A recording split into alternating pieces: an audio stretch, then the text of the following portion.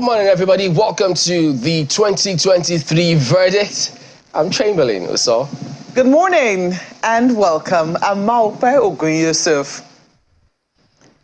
And from Lagos, good morning and welcome. I am Bukola Samuel Wemimo. 13 days to go. Today is February 13. I'm Ayo Makinde. Good morning and welcome to the program. Well, yes, indeed. We always like to let you know that, of course, all those avenues with which you can get across to us here on the 2023 verdict are all available for you. Social media handles, you can always check them and get across to us. We love to hear from you. But then the countdown is on. It's still ongoing. Well, Ayo did remind you, 13 days to go, but the clock is indeed ticking, as you can see just behind us right there. So seconds are just inching away, and did I say 13 days to go? But now that's not how INEC is counting. 58 minutes, Ayo. So there you go. You lost 2 seconds, 2 minutes there, right there. But we understand that. So, and that is the way it moves real quick. So they're going to be briefing on different things today, different groups of people. But first and foremost, the Independent National Electoral Commission will be having a meeting on the News Today bit with the political party leaders. Well, yes, we do know that they had several rallies, some over the weekend as well. So all of those, dotting the I's, crossing the T's will happen and keep happening. They usually have that kind of engagement. So, but we do expect some sort of CVR update from INEC themselves in the course of the week. Probably, who knows if that will come through. But that meeting with parties, what to expect, their concerns, will be going on today in Abuja. Well, I know one countdown I won't be getting wrong, and that's the fact that it's a day to Valentine's Day. In case you have... Oh, yes, Chamberlain. Okay. What is important is important. So, in case you haven't gotten your gifts for your loved one, 12 days might be far for the elections, but tomorrow, please make sure that you have a gift for that person whom you really care about. Well, INEC looks like he has his job cut out for... Oh, yes, look who's wearing red, by the way. He's sporting a red tie. Who knows what he's prepping for? Just happened. It just happened. The Broadcasting Organization of Nigeria is to hold a debate. I think we're going to be seeing that as well. Much, hopefully. We do not know if all of the candidates will participate, but it'll be interesting to see what eventually happens. I mean, whether or not all of them are in the game. Whether they will all come is the last minute. By that time, they should all be done with their campaigns. I know that almost all of the candidates now are wrapping up their campaign. On Saturday, we saw the mega rally. I think it was a wrap-up campaign of the Labour Party. Also on that same Saturday, we saw the candidate of the APC in Kebbi and also here in Abuja. Yeah.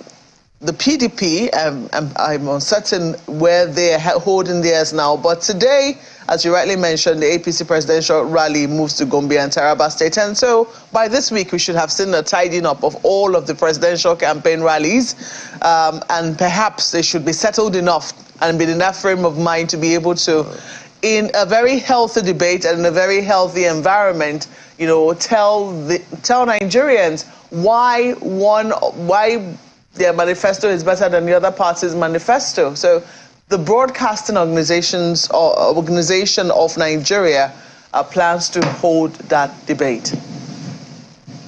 Well, that's one of the things to expect in the news. And of course, INEC is also working on having a meeting, holding a delegation of U.S., some people from the U.S. are also likely to visit INEC today. That is also a meeting that is going to happen. And of course, as you can see, INEC will be meeting political party officials as well. But, as Maupe said, I mean, INEC has its job cut out for it.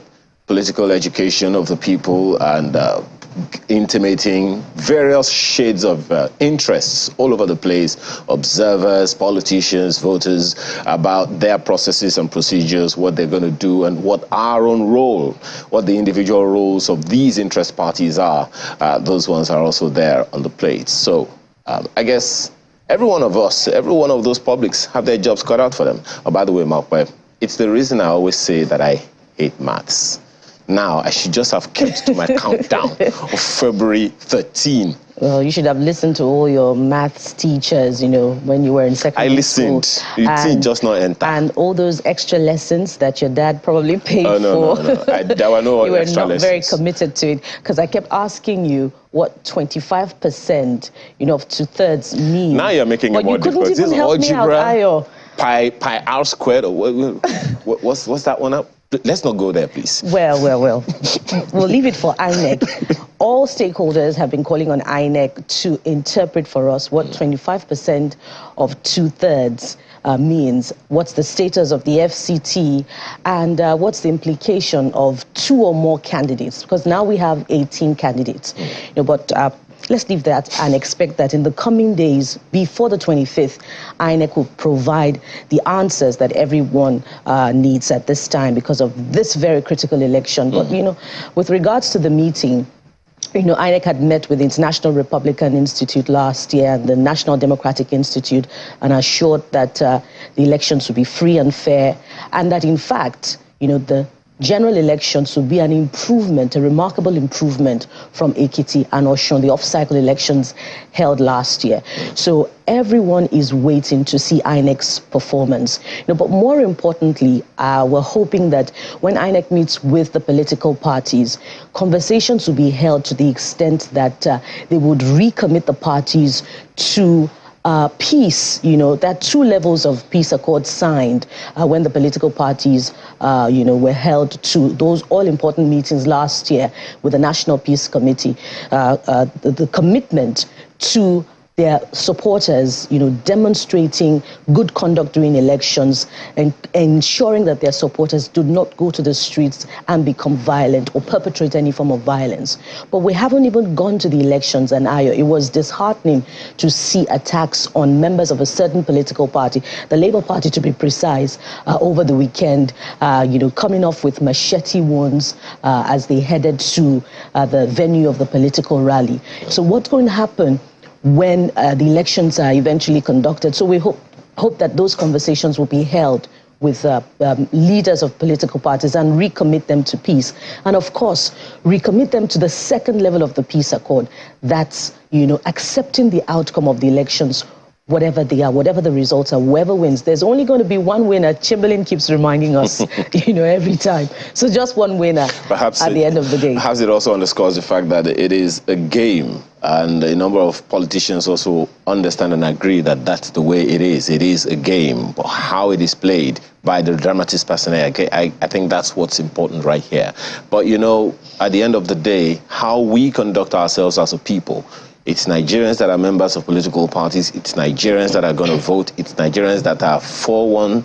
It's Nigerians that are against another. We're all Nigerians. Our common interest is Nigeria. That should not be taken away. And don't forget, Malpa keeps reminding us tomorrow is Valentine's Day. And what it's all about? It's all about love. Let's never forget that. Guys? Don't tell me you don't remind yourself too somehow, all right? Because if you're counting on Mark West's countdown for that reminder, there'll be trouble at home, you know. Okay, I'll keep you home business. We'll talk about it much later. But Labour Party, they will be holding a global press conference today over those attacks. They say that some of the scenarios that played out over the weekend in Lagos, those are some of the issues that they want to highlight. But we'll keep our focus, our tabs, our ear on the ground for that one as well today. Well, very troubling development which we saw on Saturday, Chamberlain. And to think that we highlighted that on Friday when we took the news today, I remember that we highlighted that, talking about how the security agencies should make sure that, you know, everyone is, you know, in an orderly manner and people are able to go about this rally in a safe and secure manner, that there is a spirit of tolerance evident in a state like Lagos. It's a cosmopolitan city and, you know, has all shades of opinion, and everybody should be allowed to thrive in that particular state. So it was really troubling to see the visuals that we saw coming in from Lagos of Labour Party supporters getting injured or getting attacked by thugs. It really was, it left a very bad taste in the mouth. Yeah, because, I mean, no city no state has a monopoly of thugs and violence. So we don't want those kind of things to be spread across board if people want to take their pound of flesh. And security agencies really have got to be up and doing. They cannot afford to let the populace have any shade or any out of idea or impression whatsoever that they are beholden to certain people. Because if that were the case and that narrative or impression spreads across board, they cannot handle the ripple effects. They can only know how it starts. You never know how all of those things will eventually spiral out of control. So we need to put a lid on it and ensure that those things are addressed. And the police themselves need to speak loud, very loud as well. They need to, as a matter of fact, you know how they should speak? Their actions should speak louder than their words. So that said, let's go ahead and take a look at some of the front pages for you this Monday morning. Take a look at Vanguard newspaper. Cash squeeze as rejection of old notes spreads. Banks await fresh directives from CBN. We mentioned this, we highlighted these things. We were trying to get a pointed response from the SAN on Friday in terms of, look, if people go to certain places with the old notes, what will be the fate of Nigerians? Would it be accepted or rejected? And now we're seeing several places are rejecting those notes. And now they're waiting for directive from CBN. Interesting news broke yesterday that the Kano State government has shut down a supermarket over its refusal to take the old notes. They say they would like to join the Supreme Court suit and the suit in the Supreme Court, which a number of governors or a number of state governments have instituted now.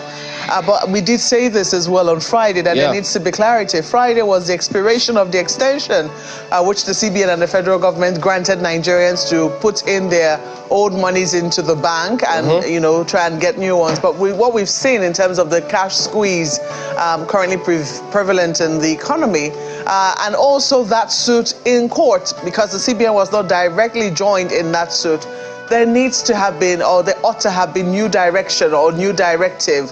What exactly should happen now? Should people still accept the old note? But guess what? Also on that Friday, there was a Council of State meeting, where the CBN governor also briefed. They're supposed to be the wise men of the entire country. The president, former president, Supreme Court justices, chief judges of the Federation, former chief judges, all the governors, speaker, etc. I mean, as it were, anybody who is responsible for leadership in this country belongs to the Council of State. But the Council of State's decision is still largely advisory. So even though the Council of State advised that, both currencies should, if they don't have enough of the new currency, then the old currency should also come out, in support of the new currency. It's still largely advisory. The question is, what exactly is the decision that the president and the CBN are now taking as a result of, that opinion, that very weighty opinion given by the Council of State? Because they don't just wade into any kind of matter. They wade into very serious matters. The president couldn't have convoked a Council of State meeting just for the fun of it. So I want to imagine that he was going to take that decision that came from the Council of State more than just an advisory, or perhaps a decision that should also reign supreme. Sadly, there's still been nothing heard since that meeting in terms of a direction that people should follow. People are still left guessing. Well, the thing now is this. Albeit advisory, as things stand today, the old note is a legal tender. The new note is a legal tender. They are both legal tenders. How do you know that? And the court has said, hold on, maintain status quo until that case is determined. That is the Supreme Court of the land, the highest court of the land, as a matter of fact. Yeah, you could call it first instance or whatever in this kind of matters, but that is a court, and they say, hold on, let those things continue as they were until those cases are determined. Now, you have to ask yourself, those who trade and do business, and you try to reject these notes, do you have a right to reject a legal tender for the country? You need to ask yourself that question. So if you think you have that right, go ahead and reject it. But if you do, you will be in breach of the law. And if you are in breach of the law, you know that if you take the laws into your hands, you know what they say about you not being above the law. So whether or not they want to wait for the CBN themselves are not above the law. They are a creation of the law, as several other things are. So people need to be warned and be sure that they don't cause unnecessary chaos. So the relevant bodies need to also make it as clear as possible, so that they won't be found on the wrong side of the law. There are several riders to this. I'll just take them and move on. POS operators defy CBN's threat on charges. Association gives reason. So there you go. They're even defying the CBN on that one. Naira black market booms as more banks branches close. Okada riders, petrol stations, others sell Naira. New note scarcity persists. We've made our recommendations. Customers Association. So there you go. What a situation it is in the country at the moment. And then FG overwhelmed by insecurity, worsening economy. Catholic bishops warn against do or die politics as general elections draw nearer. So there are several scenarios here. So that will be it anyways for the Vanguard today. The Abuja Inquirer is the one I'm holding for you. They have this. FCT area councils share 38.363 billion in 2022. No record of IGR, which will be incredible. I mean, incredulous almost, because there is no way that the FCT can say that it hasn't made any IGR. I mean, it doesn't have its own internally generated revenue. Council officials mum. Abuja residents say nothing to show. Well, it all depends on where you live in the city, to be honest. But I do believe that Abuja could be better organized.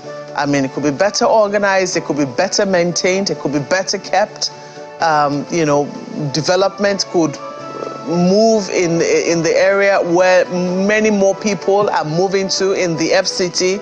It's really a crying shame to see how our FCT is organized. Yes, there's been some developments in terms of infrastructure in some areas, but largely in terms of maintenance, in terms of organization, in terms of orderliness, in terms of law and order within the city, so much more can be done for the FCT as we speak. But look at this. JAMB summons top Abuja school over 30,000 naira UTME fees. Don't forget that JAMB, they're not afraid to close down any CBT center that is collecting more than what they have asked you to collect. We've seen examples of that. So I don't think any school should be fine. Should be daring them at this time. You know, you don't really want to offend JAMB or step on their toes at this time. It's a page 10 read for you. Naira scarcity. FCT market women lament low patronage.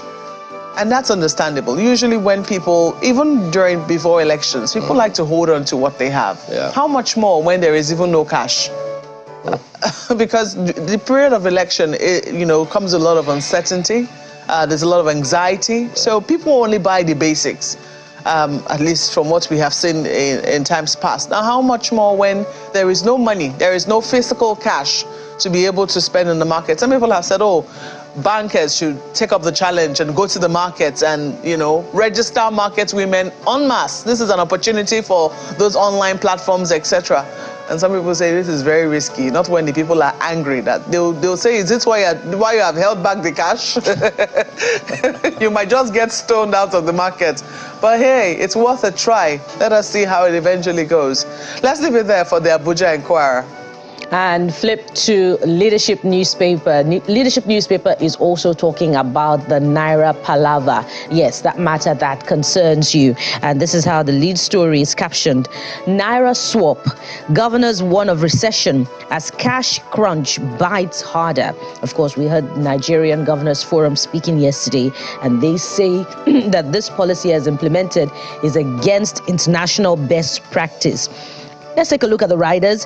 As PMB, CBN, ask PMB, that's President Muhammadu Buhari, CBN, to listen to voice of reason. Private sector cries out over shortage. low sales. POS transactions slumped by 13%. Indeed, we've seen and heard a lot of Nigerians say it simply doesn't make sense, to withdraw 5,000 naira and pay 1,000 naira as a charge. And some are saying 10,000 naira is going for 2,000 naira. In fact, we've seen videos where the new notes are being sold. That's 50,000 for 60,000 naira. So there you have it. There are two exchange rates now in the country: the foreign exchange rate, the naira to the dollar and other currencies, and of course the naira exchange rate is an all-time low in the monetary policy of Nigeria at the moment. Well, before we finish the riders, there are two more. I feel your pains, Tinubu tells Nigerians. That's the presidential candidate of the APC. And PDP, lastly, PDP insists APC hoarding new notes in state.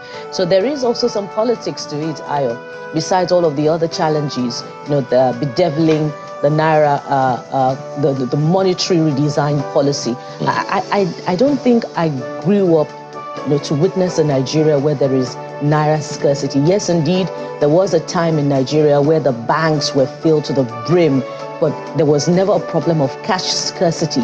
Of course, you could go to the bank and wait hours, but eventually you would come out with your money. But now you deposit your money in the banks, you've put all your old naira notes, but there is no cash to be collected. Now there's a rationing of cash at ATMs. You can only access maybe 5,000 naira or 10,000 naira. Doesn't this speak to a high degree of incompetence on the part of the Apex Bank managing Nigeria's currency? I won't even go as far as incompetence now. I will just speak to lack of consideration or sensitivity to Nigerians. That's what concerns me, because if you look at the front page of Daily Trust newspaper this morning, that seems to be what it's speaking to. Daily Trust newspaper says, the lead story, cash crunch. Rural dwellers resort to trade by barter. Yes, that's what you have on the front page. Can't access new old notes after taking cash to banks. The second rider says Borno Yobe villagers turn to Niger's currency. Yes. Now listen to it. Niger's currency. They are now using Niger's currency to transact in Nigeria. I mean, that's a third currency active in our polity now. So I don't know how sensitive the federal government is through the CBN. As a matter of fact, there is a community in Nigeria, prior to this naira crisis, that uses its own voucher somewhere in Kwara State. I don't know how that can be situated within the laws of Nigeria, but that community will only be emboldened now, to go a step further in using its own currency as a form of exchange in its community. Well, unfortunately, some people are already talking about the Manila currency of, I don't even know, is it pre-independence? Well, that's what you have on the front page, lead story of the Daily Trust newspaper. Right under the nameplate, of course, you see that reminder. Please correct it in your head. It's 12 days, not 13 days to go. Right under that one, Nigeria records 13% growth as airlines airlift 16 million passengers. And this one concerns the elections, how influencers, politicians mislead Nigerians ahead of elections. That one is on page 3 of the Daily Trust newspaper, and under that picture you see on the front page of people gathering as refugees in another country. CBN's naira policy is money confiscation. That is ascribed to the Nigerian Governors Forum. The details are on the inside pages. That's the Daily Trust newspaper today. Look at New Telegraph. Naira redesign. Joint case against FG. Governors direct states attorneys general. Say CBN confusing Naira redesign with cashless policy. Good idea with faulty implementation, says Olanikbekun. APC control states creating artificial scarcity, ascribed to the PDP. I have nothing against Naira policy, Tinubu. So there you go, all here for you on the front page. State of the nation, FG overwhelmed, ascribed to Catholic bishops, and tension in Benue as helicopter drops strange men in military uniform. New Telegraph reports this morning. Wow. That's certainly a very disturbing one, and I don't think one that should be swept under the carpet. There needs to be clarification as to what precisely is happening in Benue. Don't forget that we're still coming from a place where some people died as a result of an air raid. You know, bombs were dropped in a community somewhere in Nasarawa State. And now we have a helicopter hovering around Benue and dropping men in uniform. I don't think that those kind of reports ought to be dismissed. I think they need to be investigated thoroughly, and people need to know precisely. There's one more piece. Atiku is asking INEC to resist APC's pressure to postpone polls. Okay. You also find that on the front page of New Telegraph. That too should not be dismissed. Oh boy. It shouldn't be dismissed. Look at this. This Nigeria is the next one I have for you, and they say elections. We don't have any preferred candidate, says Yakubu. INEC set to decongest overcrowded polling units to ease voting. Well, I guess this clarification is important since INEC's handle was said to have liked a particular tweet which was disparaging one of the candidates in the election. So perhaps this is, INEC did say they were going to investigate that. So perhaps this clarification about not having any preferred candidate, that should be taken for granted. But looks like the INEC chairman has to emphasize it. We don't have any preferred candidate, says Yakubu. And also take note of this, if it could affect you if you are in an overcrowded polling unit. They say they are to decongest overcrowded polling units to ease voting. Tinubu calls for extension of Naira swapping to 12 months. Lagos orders closure of Christian schools after student's death. Yes, again. I mean, we're still trying to recover from Omorone's death, and this is what we're seeing again. And look at this. Bandits kill DPO, 4 policemen in Niger as senator mourns. CAN to probe Obi's alleged 2 billion naira gift that was making the rounds somewhere sometime yesterday. Well, you might want to read details on that on page 5 of the paper. Serap 6 ICC probe of election-related violence. That is also on the front page of this Nigeria. And that's how we leave it for the paper this morning. Yeah, that also ends a look at some of the dailies here this morning, but we will be back in just a moment. Stay with us.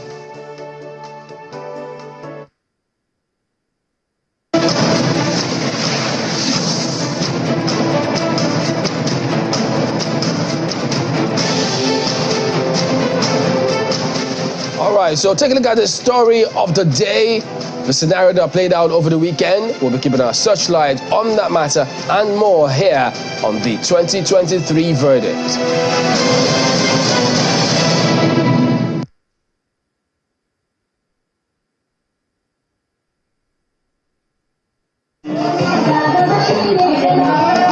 Amidst singing and dancing, the campaign train of the All Progressives Congress lands in Birnin Kebbi, the capital of Kebbi State.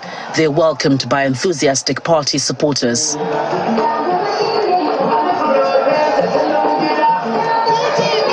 Leaders of the party called on the people to cast their votes for Senator Tinubu because of his past investments in advancing democracy in the country. Muna godiya ga Allah, muna godiya gare ku da wannan kara da an kai da mutuntawa. We thank Almighty Allah. We also thank you for your patience. Today, our national chairman, Senator Abdullahi Adamu, is here with our presidential candidate, Bola Tinubu, and the leadership of the party for this campaign.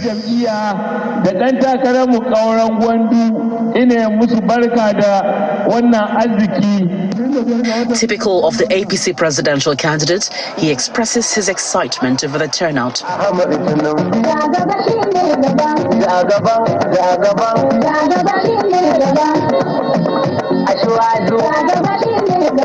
He then addresses the gathering, acknowledging Kebbi's exploits in rice production, especially the partnership with Lagos State. We promise you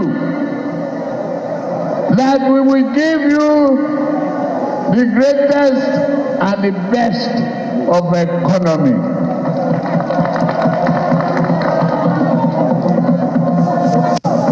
Lagos is back to Kebbi. Kebbi is back to Lagos. We equally, I promise you that the fishery industry in Agungu will be connected, bridge, and bring money and prosperity between Lagos and Kebbi. From Kebbi, the campaign train moves to the Federal Capital Territory, where party faithful converged on the Eagle Square. Again, he unveils his plans to make Nigeria better. We are ready to work to serve the country in order to serve you well.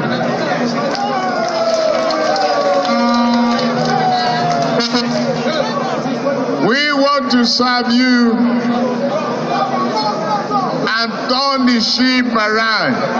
The APC presidential candidate remains resolute on improving on the legacies of President Muhammadu Buhari.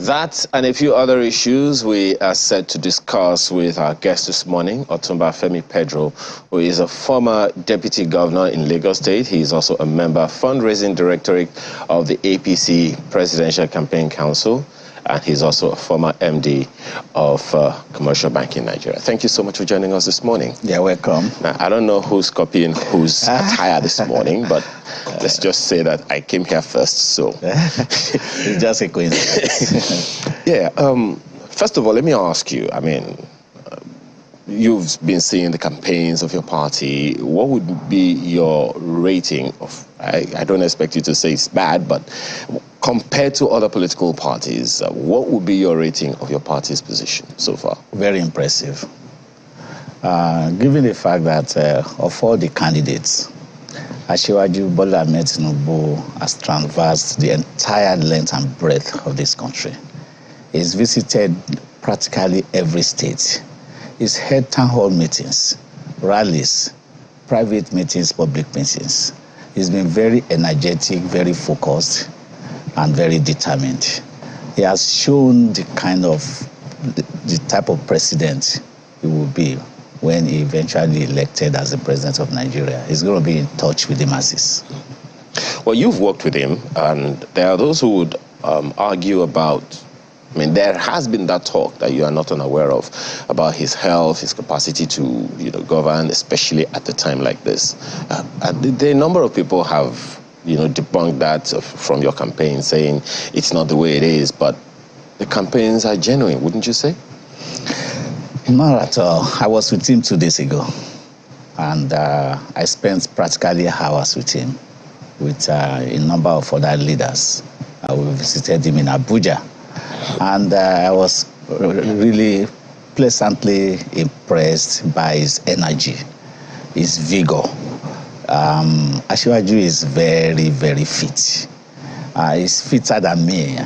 When you look at him, he might look like, somebody who is frail or anything like that, but he's very energetic, he's very fit, he's well, he's not sick. And you can see that on TV. He's been everywhere. He has not been hiding. Yeah, people say he has not debated, but he's done more than debating. He's met with Nigeria Economic Summit Group, organized private sector, town hall meetings in Kano, in Cross Rivers, in Lagos. He's been everywhere. You've seen him, he's spoken, and nothing wrong with him, absolutely. Well, some would say that the physical fitness may not necessarily be a factor, but there are concerns expressed about his cognitive abilities, following some slips, shown at, some meetings, campaigns where he's, said some things rather than what was expected, and some who have interacted with him on close range expressed concern about, temporary loss of awareness of where he is and all of that. And that speaks to a certain, perhaps the most important level of capacity, to govern, speaking to the intellect. What are his campaign managers, you being one of them, saying in defense of this? Or how, will this affect the presidency should he win? Let me assure you, Asiwaju's cognitive skill is perfect. He has no problem at all. Most of what you hear or read are doctored. That is the narrative being presented by the opposition to tell Nigerians that the man is not fit. We that are close to him, and Nigerians in general see him, his supporters know that his cognitive abilities are good. You have nothing to worry about. He might have made slips here and there. Everybody does that. The other time, Ayu on national television said PDP should be rejected. It didn't mean PDP, of course, but it was a slip. When you're on a campaign trail, the pressure, the noise, the gravitas, the general rally atmosphere, you can easily have a slip of tongue. That is not unusual, and it's not unheard of all over the world. But I'm telling you, take it to the bank. Asiwaju's cognitive skills are perfect. He has no problem at all expressing himself. He does that every day of the week. And should this be, by the opposition, it would have been expected, because the opposition is out to say all sorts of things, that would impact on the chances of the other party to win. But some of these things are being expressed by people who can be described as leaders of the party, strong members of the party. That's not correct. That's not correct. The lady, the woman who came on TV, I think she came to your studio, Najatu. You know that's bad belly. She left the party, joined PDP, and of course she's been put forward to express that view. That view is wrong. Other people have come to your studio, to debunk that story. That is not true. Asiwaju is well. He's fit, he's healthy, he's ready to govern, he's ready to hit the ground running from day one. Well, you've been in government, and one of the major concerns, and of course you have also worked, as MD of a bank. So the natural concerns about the Naira crunch is definitely something that is concerning. I don't even know how to put this question to you, because you've been deputy governor, you are a member of the fundraising directorate of your party, you have been MD of a bank. So what do you make of the whole hullabaloo about this stifling of the economy with this Naira swap, CBN's Naira policy, and its impact on your campaign? Let me first of all express the feelings of our candidates.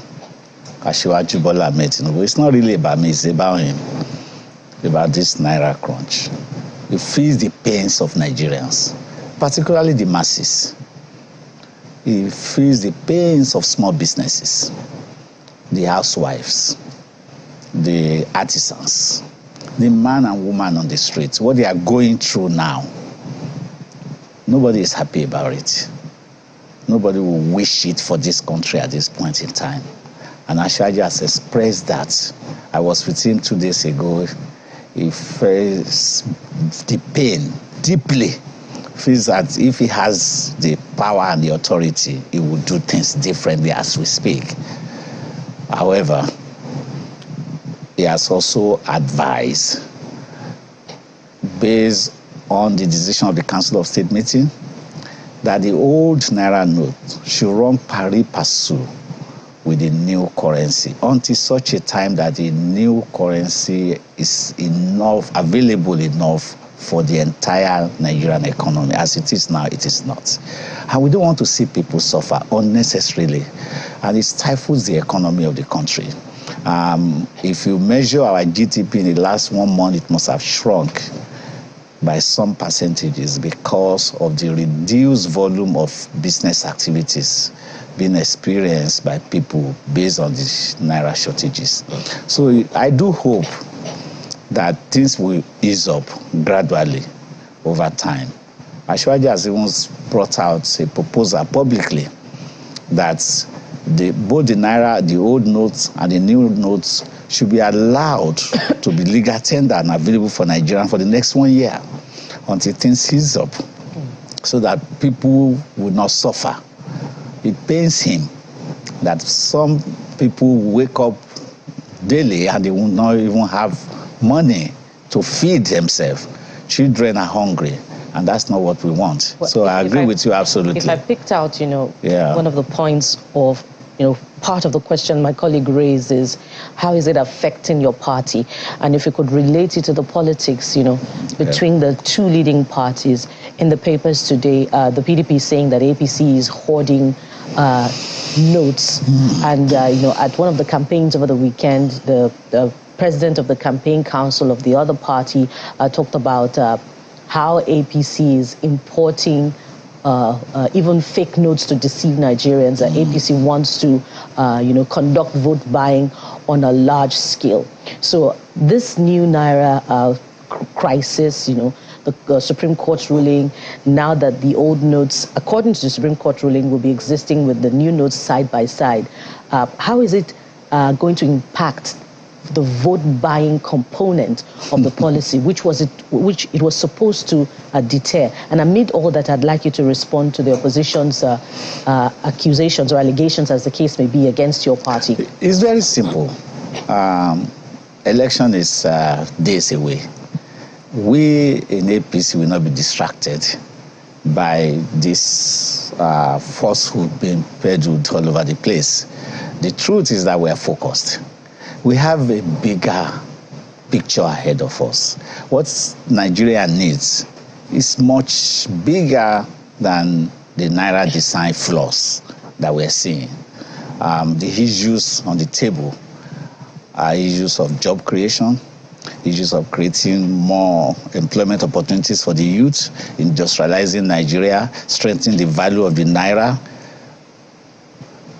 producing more food, exporting more goods, straightening out the revenue profile of the country, reducing the debt burden Nigeria is faced with. These are larger issues. That's what we are focused on. That's why Shivaji is going about preaching to Nigerians. Let's leave all this frivolous issue of one party saying another party is buying votes. We're not deterred by that. We are campaigning. We're all over the place. The issues are appreciated, sir. Yeah. Your presidential candidate was the first to raise the alarm to say that the Naira redesign and, in fact, the petrol scarcity was targeted at him. Yeah, right. So some interpreted it as saying that you don't want to allow me to buy votes. No, that's not the right interpretation. The right interpretation, that's what I just told you. He feels the pains of Nigerians. He told them in Abeokuta at the rally that Nigerians should not be deterred. They want to discourage you from voting. Go out there and vote. That's not how he said it. That's what he said. He said the larger issue is Nigeria. No, he said it. He said if they like. Wait, he said if they like. And he's referring to marketers and others, those who are holding fuel. If they like, let them keep their fuel. Trek to the polling booths and vote. That's what he said. He said it in Yoruba. And it's appealing to Nigerians that the bigger issue is what I've just read out. How to create more jobs, how to grow this economy, how to produce more food, how to export more goods, how to strengthen the value of our Naira, how to improve the standard of living of the people, how to provide more electricity for the people so that artisans, small businesses can have power to do their work, how to build infrastructure. Those are the issues. A quick follow-up on that one. You don't think he's referring to the issues raised by Governor El-Rufai, that there are some elements within the presidency trying to, that's actually what he was speaking to, he just didn't use the word presidency? Ashwaji has never delved into that area. He has been very consistent. From the first day, remember that when this issue started, none of the candidates, none of them was bold enough to even make a statement about it. Everybody kept quiet. You should give it to this man. Even though we're in the same party with the ruling government, and he didn't come out to criticize the president. All he's saying is that there are third forces making life difficult for Nigerians. NNPC has said we have enough fuel in the depot. yet there are no fuel in the filling station. It's not the presidency that's doing that. CBN came and said, this is the deadline for return of the old Naira, and we're going to pump in new Naira into the system. Yet we didn't see the new Naira notes. People went to the bank and they were turned back. So these are the people Asiwaju was referring to. These are the people he calls saboteurs. But it speaks to some concern about the relationship between your presidential candidate and Mr. President, because Mr. President is the Minister of Petroleum. Sure. The Naira redesign was approved by Mr. President. Sure. So the direct or the confrontational statements made, the concern was that it spoke to a certain sour kind of relationship that may not at all. Colored the relationship. There's unanimity of opinion all over the country that the Naira design policy is okay, but that the implementation is faulty. There's no doubt about that. Any government, many times government comes with good intention. They roll out programs and policies. By the time it goes through the bureaucratic bottlenecks and people are supposed to implement, people mess up. So that's what is happening in this particular situation. So don't make it an Asiwaju versus President Buhari issue. It's none at all. Okay. So let's focus on what we have as a problem in the nation, and let's hope that there will be improvements. Now we have the Supreme Court ruling.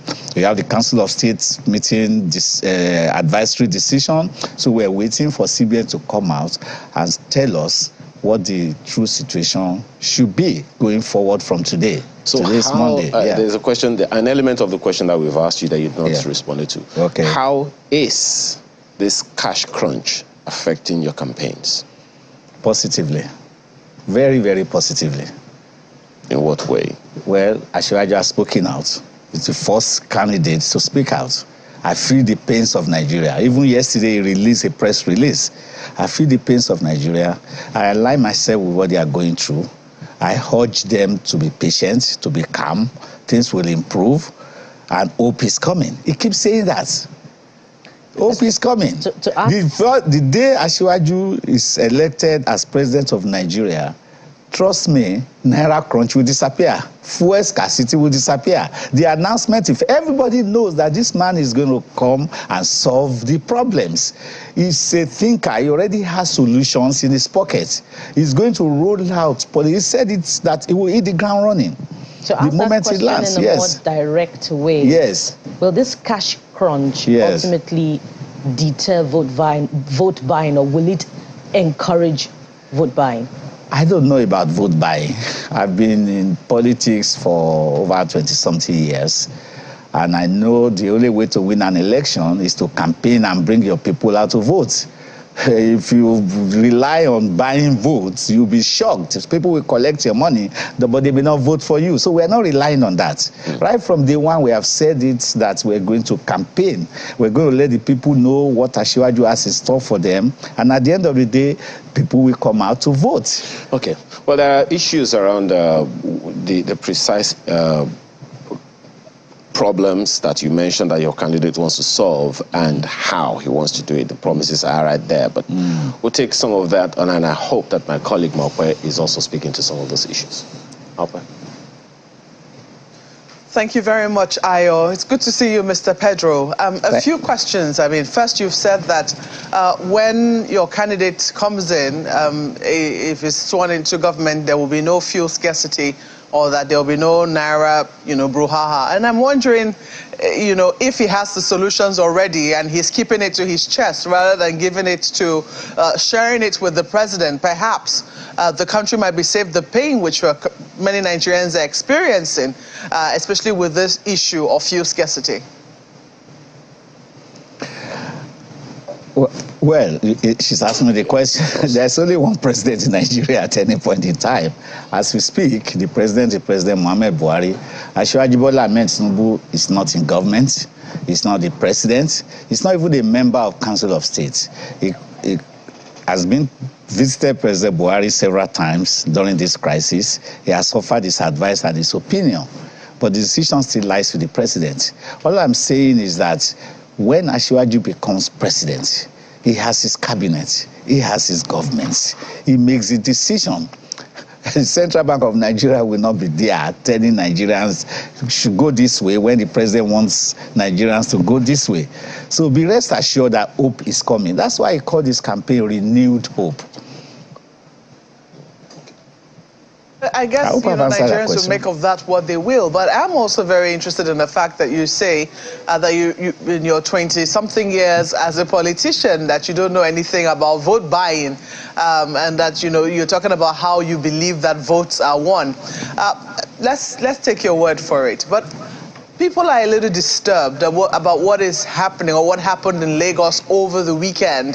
There have been reports of people being coerced or being threatened into voting for your party, the All Progressives Congress. There have been audio material going around saying, especially in rural communities, that if people do not have any intention of voting for the APC, they had better relocate because those communities will not be tolerant of people who want to vote other parties.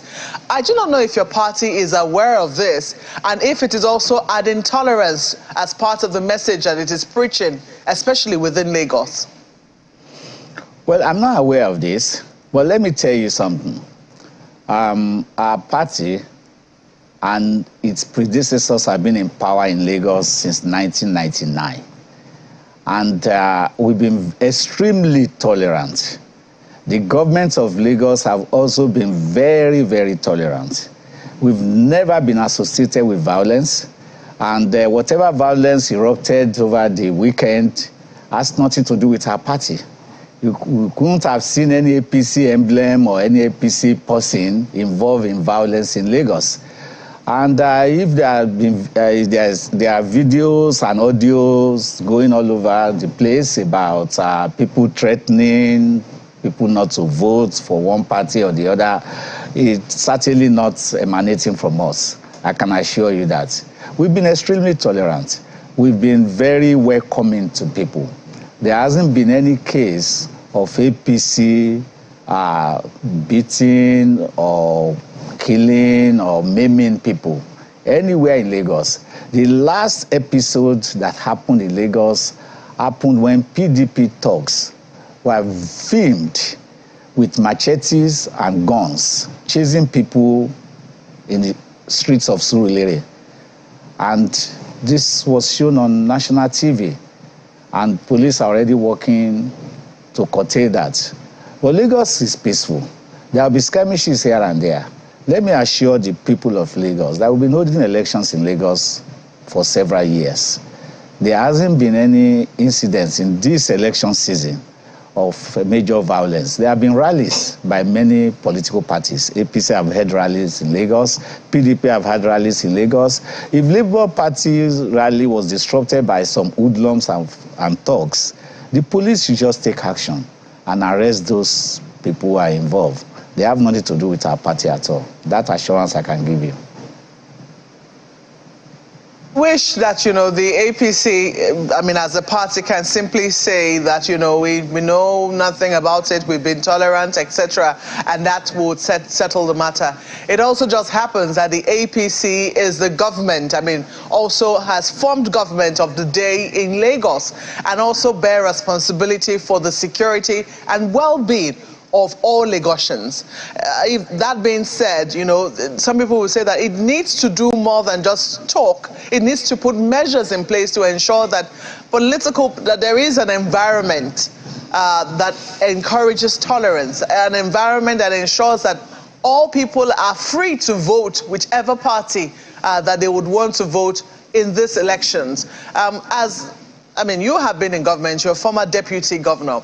As someone who has held that office, do you think that the government is doing enough in terms of stepping up its responsibility to provide that environment for all Lagosians to vote whoever it is that they wish to vote for? Thank you for mentioning this point. As far as I'm concerned, Lagos remains the safest place in Nigeria. It's the most peaceful state in the Federation as we speak, and the most populous state. If you are in Lagos today, there is no mercy, there is no crisis, there is peace and order, and there's security. Everybody goes about doing their businesses. You have one incident of some thugs attacking some people on the road. That doesn't mean there is no peace or security in Lagos. Be rest assured, the government of Lagos is on top of this. If you go to the streets of Lagos today, you will see police security personnel all around, particularly during campaigns. Every political party that has come to Lagos to campaign cannot say that they have been disturbed by anybody. So that incident you are referring to is an exceptional case, and I'm sure the police authorities are looking into it. The government of Lagos, headed by Governor Babajide Sanwo-Olu, is on top of security of Lagos. They've been doing a yeoman's job to ensure that the people of Lagos have this sense of security, feel secured living in Lagos, and I don't see anything to worry about. Let me assure Lagosians that parties, politicians should be free to go about their businesses, should be free to campaign. All over Lagos, you see flags of PDP, APC everywhere. You see vehicles plying the road with emblems. Nobody has experienced. What you are referring to is just an exceptional situation.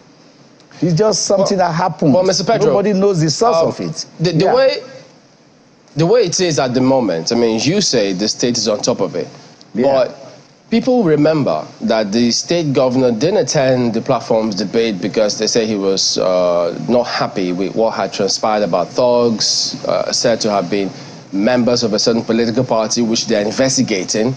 And then he's spoken up about that one. People heard and saw what he did on that one.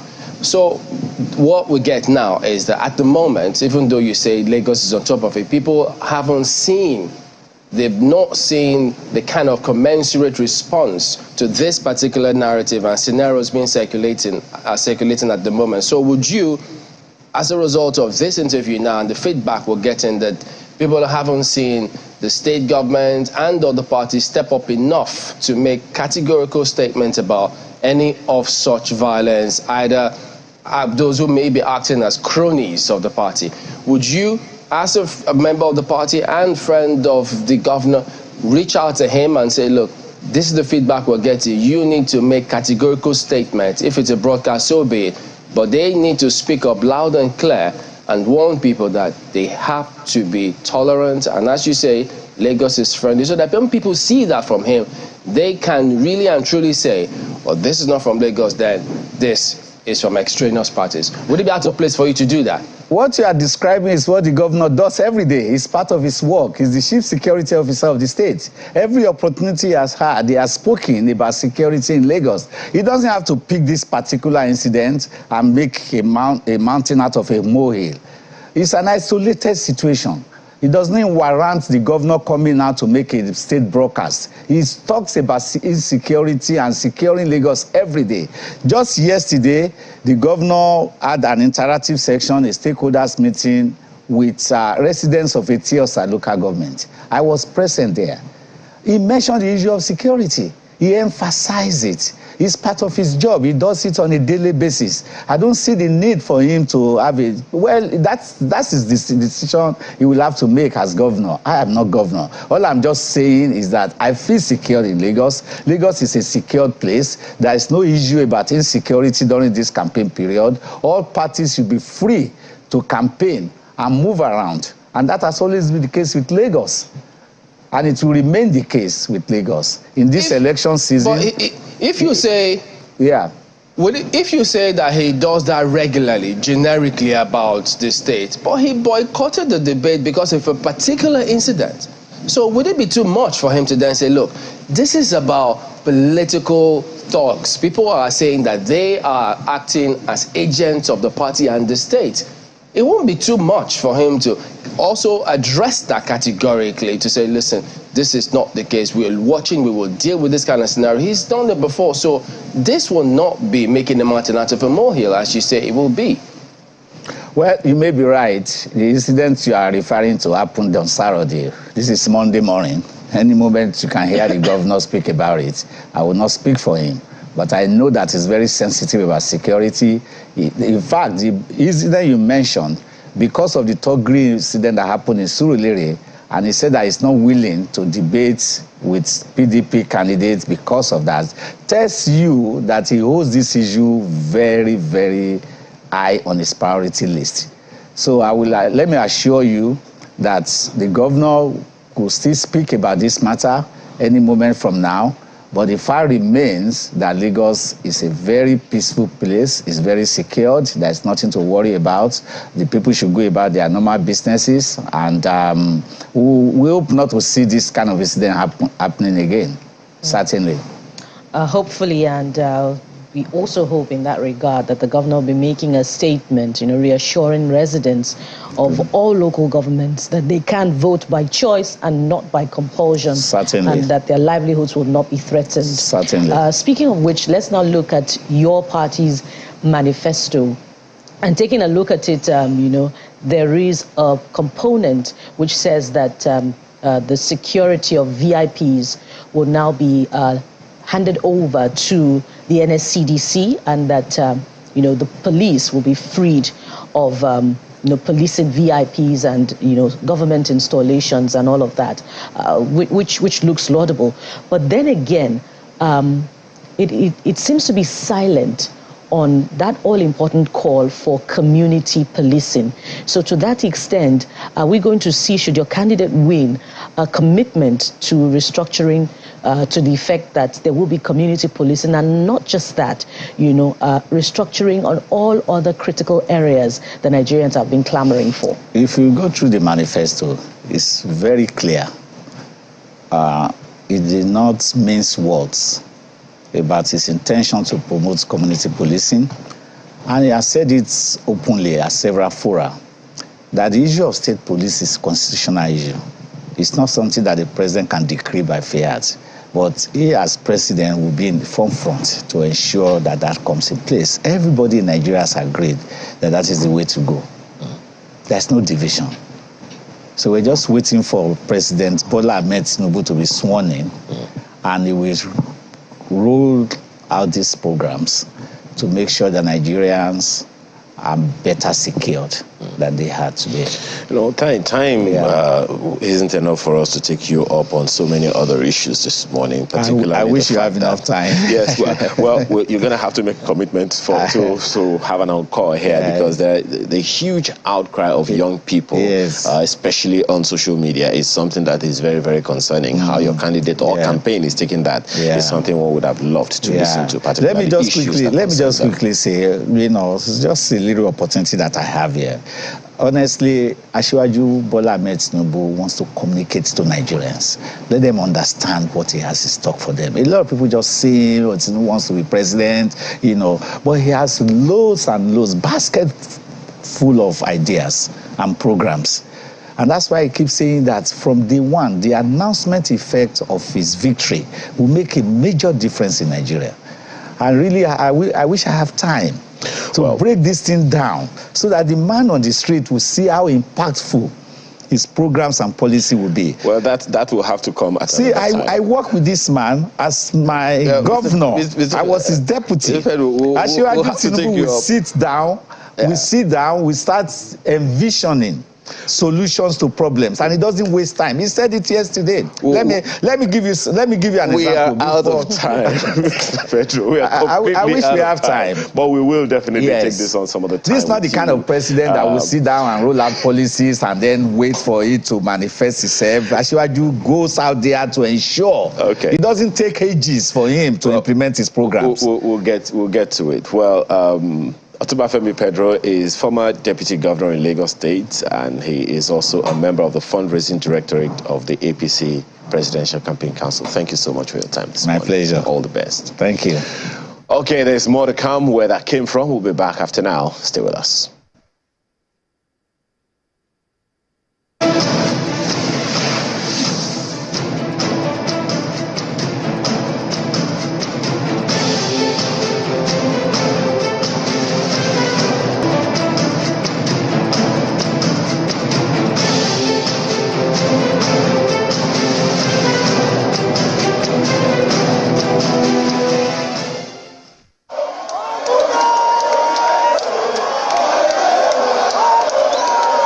The Labour Party presidential candidate arrives at the Alaba International Market in Lagos to solicit for the support of traders ahead of the presidential election. Security operatives attempt to contain the excited crowd who were on hand to welcome him and his team.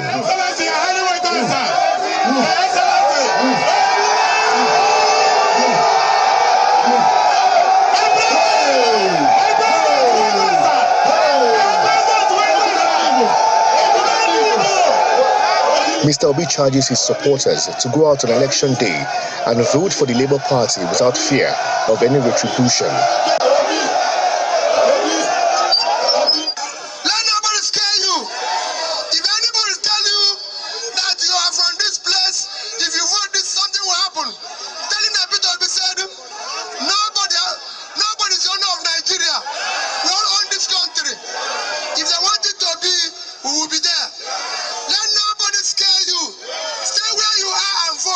He also assures them that he will improve the infrastructure in the market. I'm a trader like you. I'll defend you. All this suffering we are suffering today, traders will be great again. Trading will be a good business again. Alaba will be great again. We will celebrate people in Alaba. That's what it should be. That's what I came this morning. I came for campaign in Lagos, and I decided I have to come and greet the good people of Alaba. After the rally, he makes his way out of the market and his supporters insist on escorting him to the express, a journey of about 3 kilometers.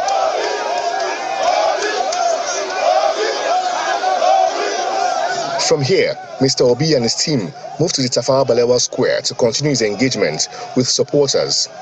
Thereafter, the presidential candidate and his running mate will begin engaging various groups in the build-up to the elections later this month.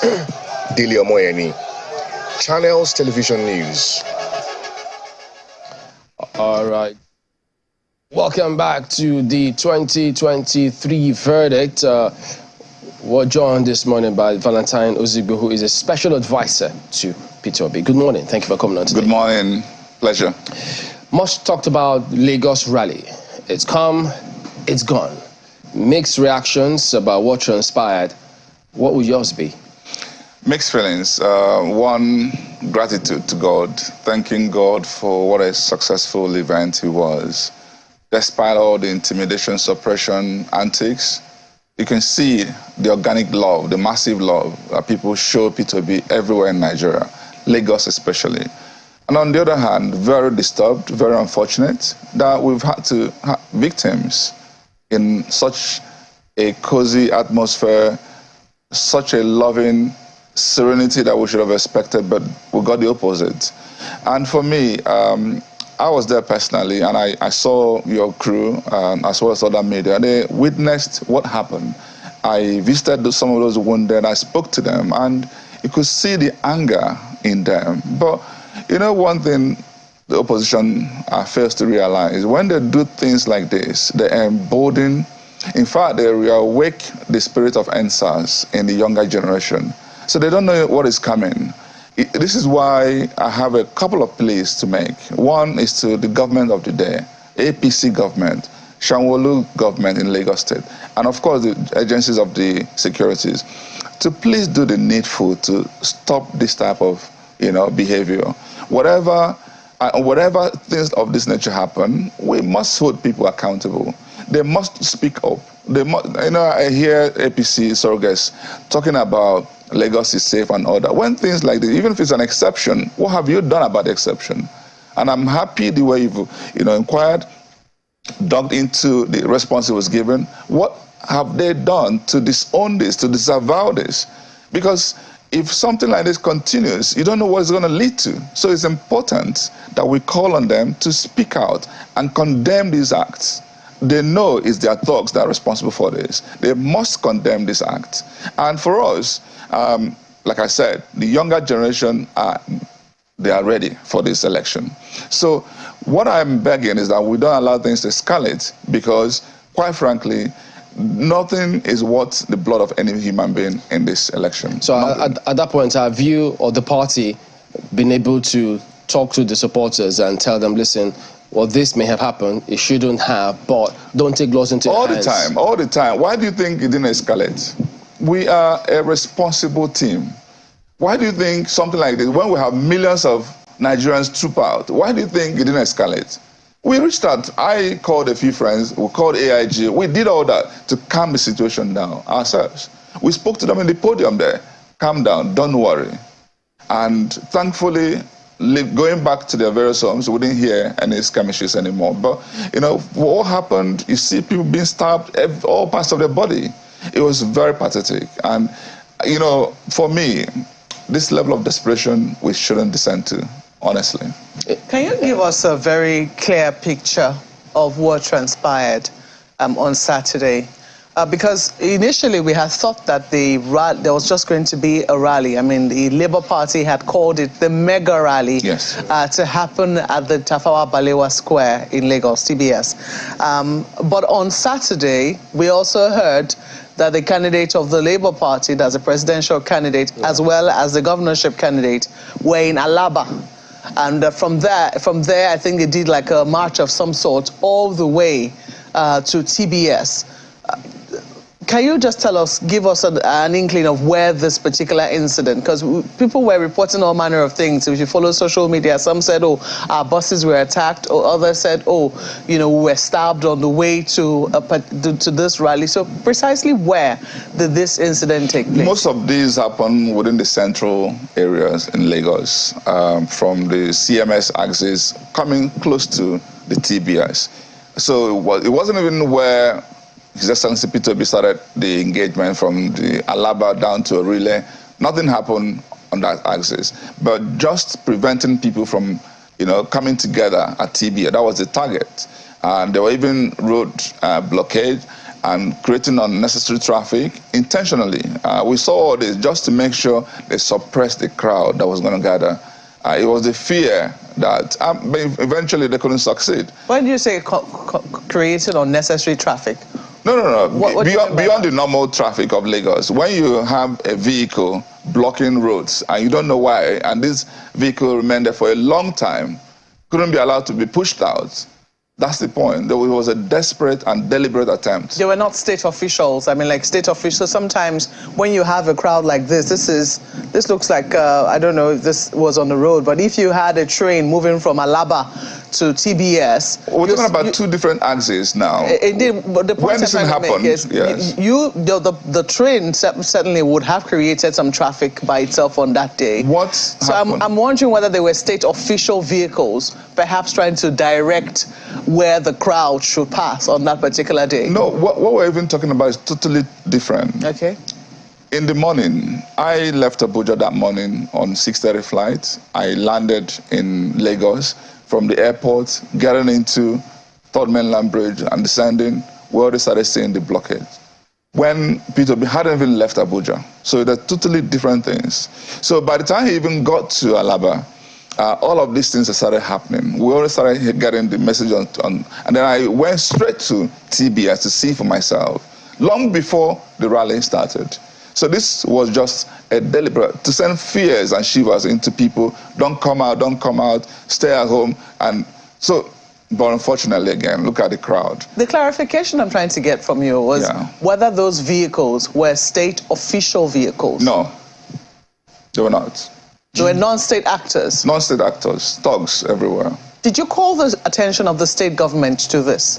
Well, for us, the best thing to do is to call that attention of the security agency, which we did. Because calling an opposition to help you at this point in time, when you don't know if they're even directly responsible for what's going on, is a waste of time. We call straight personally. If other officials called government, I don't know. I personally made sure that we reached out to the AIG in charge of the zone, and that's what we did. What was the response? Actually, he responded promptly. When all that happened, eventually, at some point, there were sufficient security agencies across the area, and that's when things calmed down. So I must commend him for the response. Right, and that's what we'd like to see. So did that affect the turnout? It's possible. It is possible.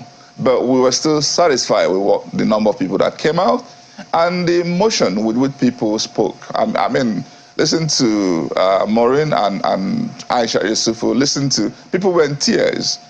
Because quite frankly, the moment we started seeing this type of, the only thing that could come to mind was again the answers. And you know, what I love is that every step the opposition takes, no matter how much they try to turn things around, they end up hurting themselves the more.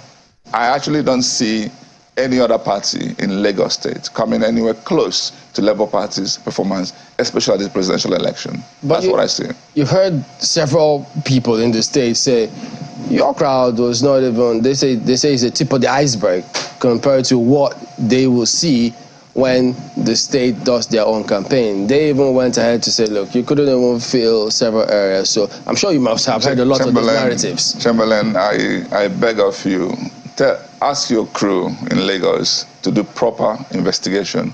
Nobody there was given anything. They came organically. There's a huge difference spending £1 billion, £500 million on campaign, and we just come out and people show love.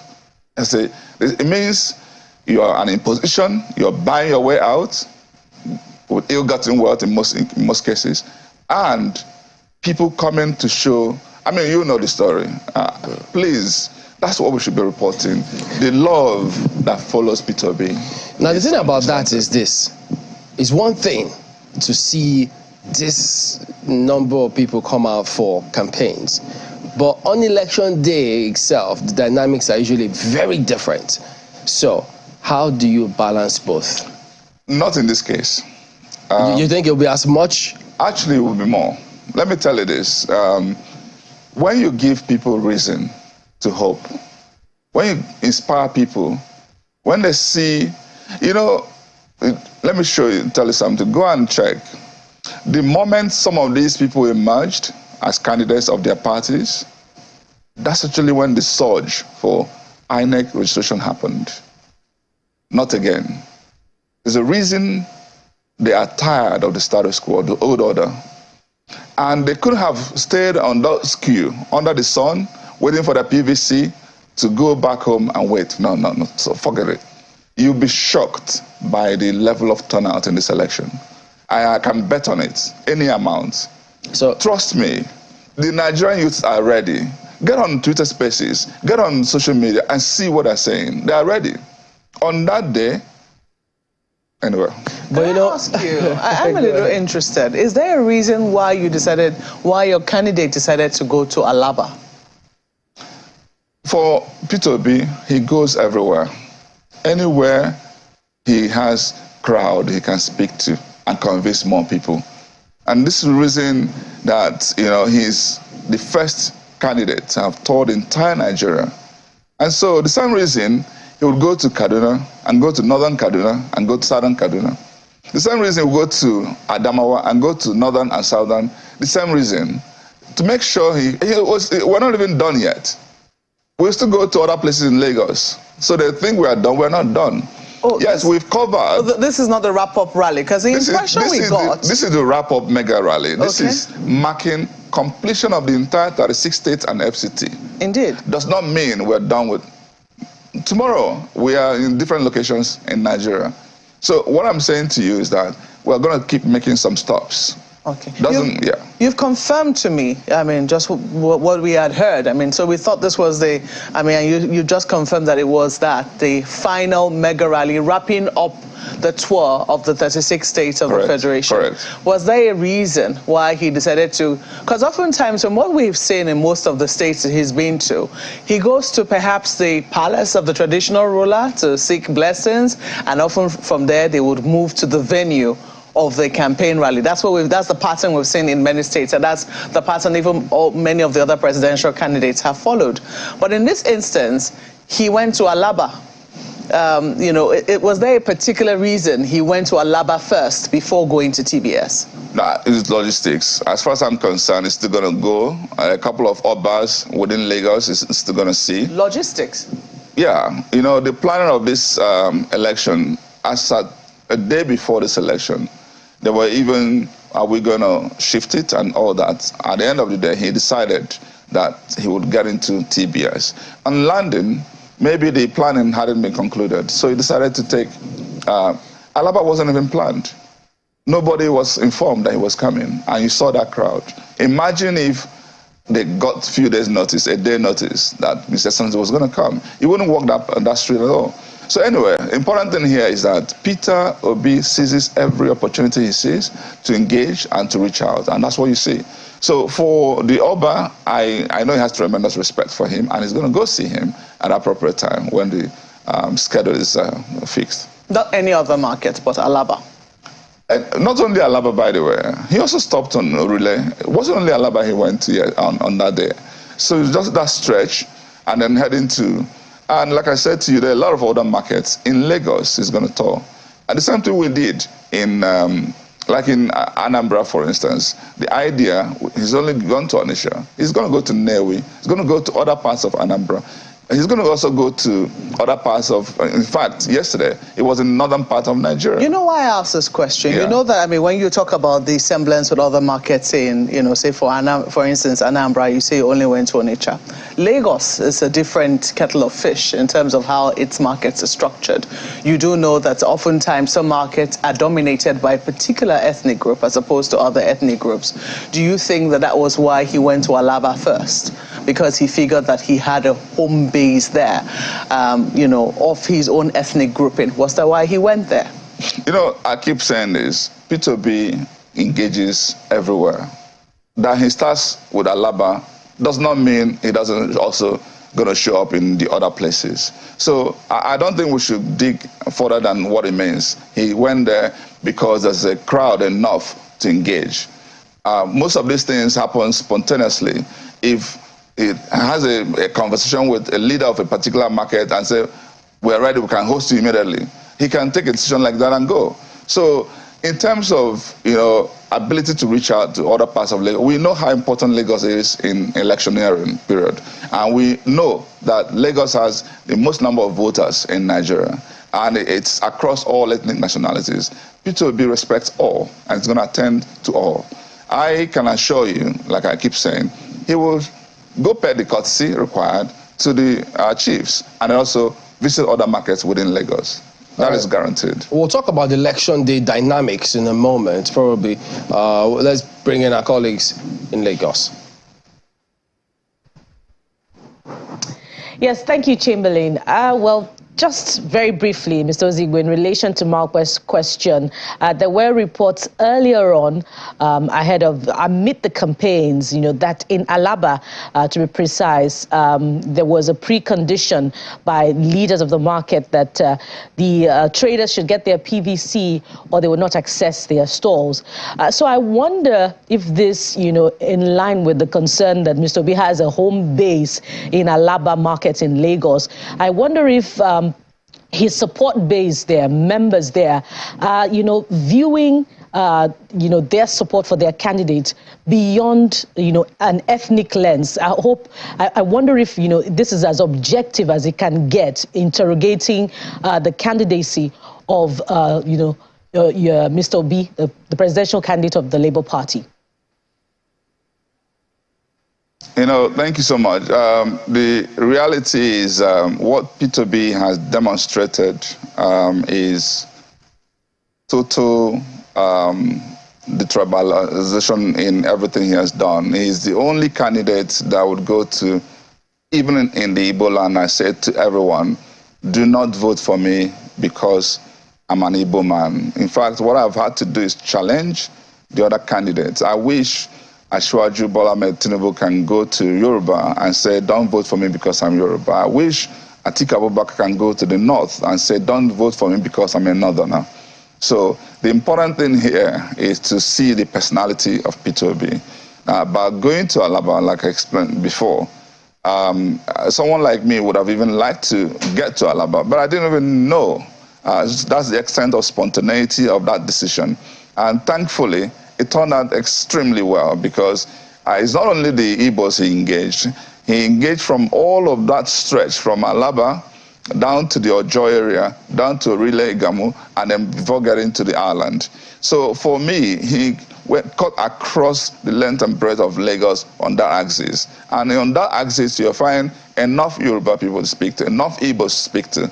And yes, the starting point was Alaba. And like I keep saying, I don't think we should read more minutes than that. It's just seeing where enough crowd can gather. And that's the way it does. A lot of places actually goes uninvited. Once it sees I have an opportunity to engage here, educate people here, speak to them, I will go there. So that's the much I believe I can say at this point. Well, we'll have to take your word for it. Now, let's talk about the electoral component of the entire exercise with reference to what happened in Lagos on Saturday and indeed in other parts of the country. How concerned are you that, this pockets of violence will impact voter turnout in the coming election, starting with the presidential election? I'm very concerned when I see people hurt. It breaks everybody of conscience heart. The reality is what you have seen, especially when you go closer to the victims and feel their pains. You can't but wish such thing never happened. So for me, whatever we have to do to ensure that there's no repeat, we must do. That's what I would say. It's important that we don't allow people to suffer more than they're already going through in Nigeria. Look at all the things we talk about, all the issues we talk about in Nigeria. Don't add to it. But is it going to affect turnout? Perhaps some people may get scared, but I know people of younger generation may even get more emboldened at that point. And this is why it can be dangerous when we perpetuate acts like this. And this is why we have to call on all the key stakeholders, from the international community to the local government. When I say local government, I mean government of the day, down to the security agencies, and down to the party leadership, to do whatever they can, speak to their members, and to abide by the rule of law. It's important and incumbent on all of us leaders to ensure that this is done and this communication is given. And the seriousness with which this is required must be emphasized. And this is why I don't know why it's taken APC government this long to speak out and condemn evils like this.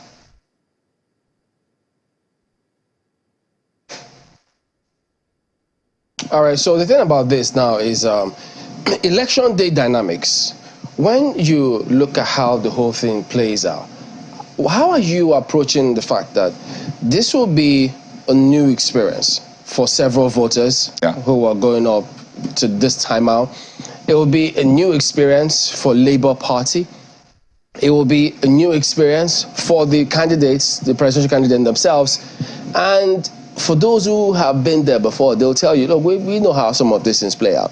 And then some will even go back to data. They say, look, we've always had young people across the country populate the voter register. But on election day, many of them don't come out. But you seem to be very optimistic that across the country, that this may be different. What informs your optimism? Because what is happening today has never happened in the history of Nigeria. We've never seen such a movement. We have never seen where somebody would, not even an Obama movement I can compare with what is happening in Nigeria, pick up a dead party, a party that got only 0.02% in the last election. I don't think that the Labour Party will appreciate, or the NLC I'm sorry. will appreciate you calling the Labour Party a dead party. So let me say this. I understand that sentiment, but the reality is that P2B has become an enigma in Nigeria today. He is leading a movement because the youths are tired of the status quo. I don't know if there's a way to emphasize being tired, not the T-I-R-E-D, T-A-Y-A-D, tired. That's how they are. And for them, they have said enough is enough. And there are signs to this. NSAS was a turning point. Oh, we actually do have powers. We never realized our powers. Now we do, and we're going to use it. You challenged us. Okay. Hang on. And then, for a long time now, since September, October, November, December, polls after polls keep demonstrating. So all of what you're talking about being polled. Who is going to come out? How many are going to come out? We see that about 30% of the people who are going to vote have never voted before.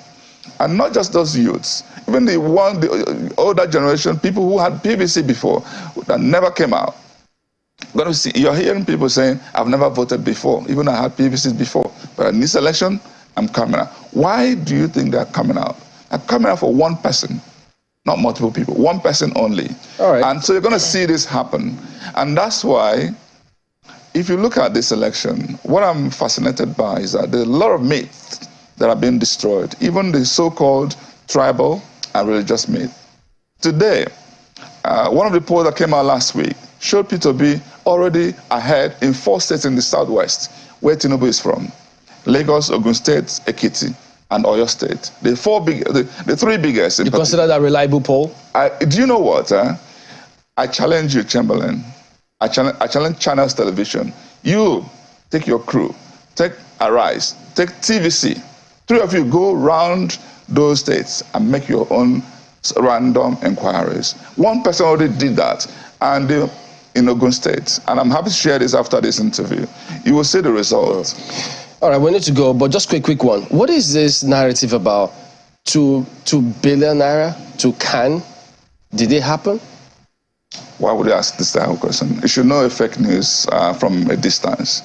And all of that's already been disproved. You know, for me, I wish we had enough time talking about P2B's issue, manifesto, and what it's going to do. But we'll make our time for that. The total hogwash. But the thing about that is this: when those kind of narratives are out there, they need to address them and nip them. But because if they don't, they will just... They've been addressed. Because all over they've been addressed. This morning, Khan has issued statement. The person who was alleged to have said this has come to deny. They actually just did all kinds of nonsense just to portray P2B. They couldn't find any single thing to hold down P2B. All right. So they will always manufacture stuff. And please do a bit of due diligence, and so that you actually help in disseminating the right information. That's why you're here. That's why we're asking you. So that let them hear directly from you, not us. We didn't say it's your party. And please, we are not in labor. ABC, PDP, stop this. Stop this fake news. Well, Mr. Valentine Ozigbo, special advisor to P2B. Thank you for coming on. Thank you so much. Thank you. We will be back in just a moment. Stay with us.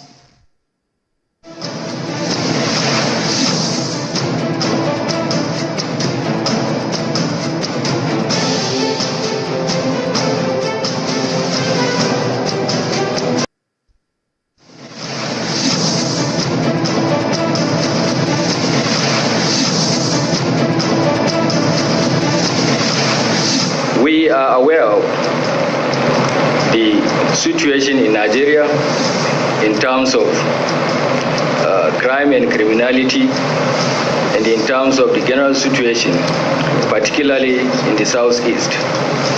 We are prepared to checkmate the activities of those who are going to be adverse parties, or those who do not even want the election to take place, and also provide a level playing ground for those who are willing to exercise their franchise to do so.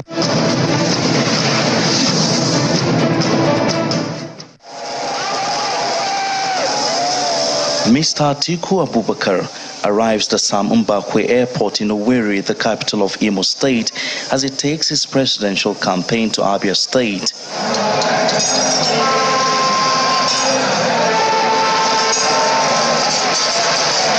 Accompanied by members of the campaign train, the PDP presidential candidate moves to the Umaya Township Stadium.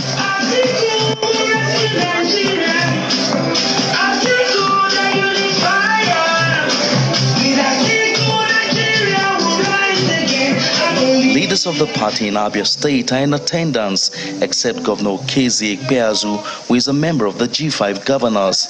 However, that will not be affecting the chances of the party in the state. We have done all that we need to do, and we will continue to do this. I want to tell you, Your Excellency, be rest assured that Abia State, like before, we are going to deliver. He will do that. He will give us industries. He will provide employment, he will fight insecurity, and he will protect our interests. That is Atiku Abubakar for you. Meanwhile, the chairman of the PDP Board of Trustees discloses the promise made by Mr. Atiku Abubakar to release the leader of the indigenous people of Biafra, Nnamdi Kanu.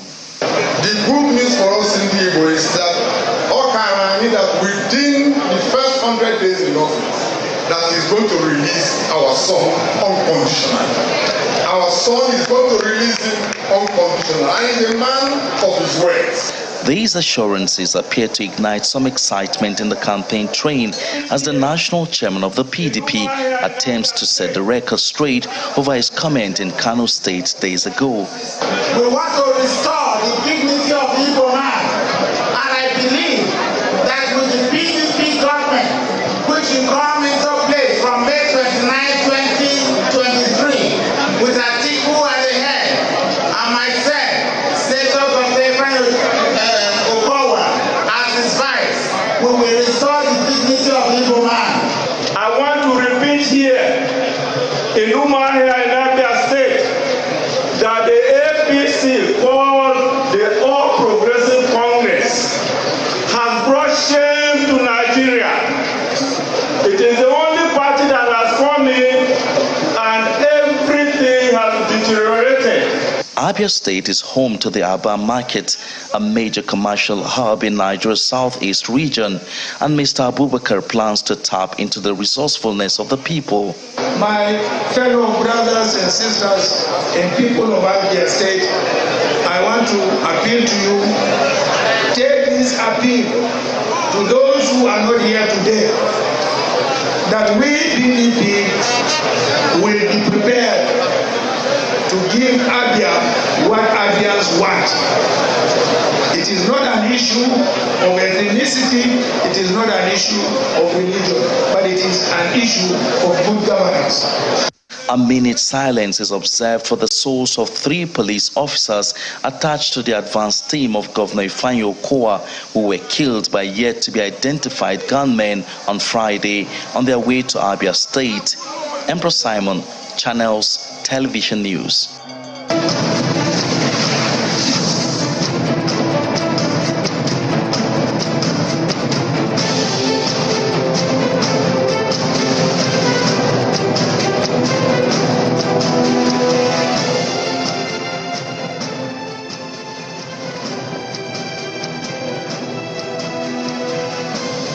Welcome back. Yes, as you've seen there, Professor Usman Yusuf joins us next. Good morning. Thank you for coming on today, Prof. Thank you for having me, Chamberlain. Well, the campaigns are thick and fast, inching towards breasting the tape on election day, the big election day, 25 February. We'll talk about that date as we progress. But how have you found this experience? I mean, is it new for you? Very new. I'm from the hospital and bench research thrown into this. It's fun. Is it? It is. Because, I mean, sometimes you hear politicians say one thing, they do some other things. Professionals are afraid to get close, to engage with the politicians. It's different for you. Now, the reason, honestly, I got engaged, we all must. If we leave it to people we call politicians, nobody was born a politician. President Muhammad Buhari was a soldier, Obasanjo was a soldier. Everybody must get involved to fix this country. That and that alone is the only reason I got involved. And I encourage everybody to get involved. So, have you been bitten by this bug too, this eternal optimistic bug? They see defeat staring them in the face, but they say, no, I'm going to be sworn in. All of them say the same thing. Right. That's why we're here, to slap them and wake them up and tell them reality. Now, we have problems here. Let's concentrate on that place. We are winning there, but don't ignore them. But for us, the campaign is looking good. How good? I mean, why do you say so? Because there are several other areas that the APC will tell you we are way stronger than the PDP, because PDP, the Labour Party, are taking a chunk of what's going on with them. They're not sure how the 5 governors may go. So all of those uncertainties, they say, appears to have chipped away at the block of that of the PDP. So where do you still get confidence from? Right. Is there a bigger confusion than we are seeing now in the APC? right? They are blaming the government they brought in, themselves brought in. They are saying it's the fault of the government that we have fuel scarcities and this naira. Is their policy? Or it's just like in the classroom, primary school, secondary school, we raise our hands and say, two fighting. They're fighting themselves. We are organized, we are reaching our base, we are talking to people in the language they understand and telling them it will be suicidal for you to re-elect APC again. They came with 3 points: one, to control insecurity, corruption, and improve the economy. Our question to all Nigerians is, is your life better today than it was 8 years ago? Definitely not. But that question is a question that I don't know which Nigerian can answer that question, and in a more realistic way, because almost every government that comes in, their lives have not always been better eventually. I will tell you the Nigerians that will answer that question, the ones that I know. In Katsina, where I come from, where the president comes from, before 2015, before they came, we never knew what IDPs are. When they talk about IDPs, we used to think about Northeast. Now we have a third of my state is under siege by bandits. Our capital city is filling up with IDPs. IDPs we never saw. Poverty. The National Bureau of Statistics came up with numbers. 133 million Nigerians are in multidimensional poverty under a government that promised us over the last 8 years that they were going to take 100 million people out of poverty over 10 years. That is 10 million per annum. So what have they been doing? Big questions. I know that after you left the NHIS, I do not know whether you were a member of the Northern Elders Forum while at the same time a member of the NHIS, but I mean, we heard you speak more on the platform of the Northern Elders Forum after you left the NHIS. There was a huge controversy, I remember, when you left, and you had to try to clear that up a bit in the media.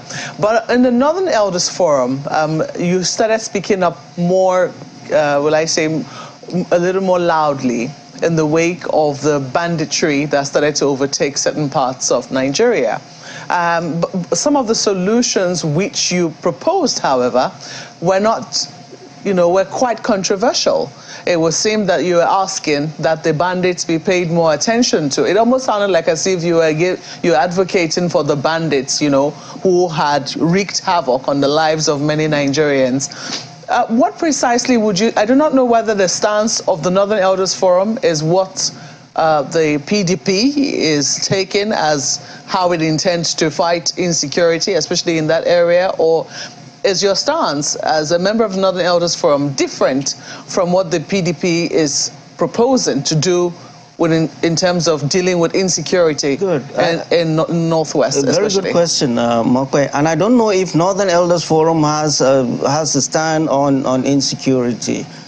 Every Northerner, you reach the age of 50, 55, you're automatically a member. It's up to you to be actively involved. Good. We went into the forest, I and Shegumi and the rest of the team, not at the behest of any government or any group. We did because we must. This is our place, this is our people. And I've said it again and again. These Fulani kids you see, they are our flesh and blood. Just like IPOB, unknown gunmen are Igbos. Just like Boko Haram are Kanuris. What we have realized is that we elders in all 6 geopolitical zones have lost control of our youth. And we cannot just sit down and say, oh, government, government, government. The security of this country, we all know that. I don't need to tell you, Mokwe, is the responsibility of everybody. We don't have enough boots on the ground. We've been to 8 forests in the north, 5 in the northwest, 3 in the northeast, in north central. Why? Martin Luther King said, violence is the language of the unheard.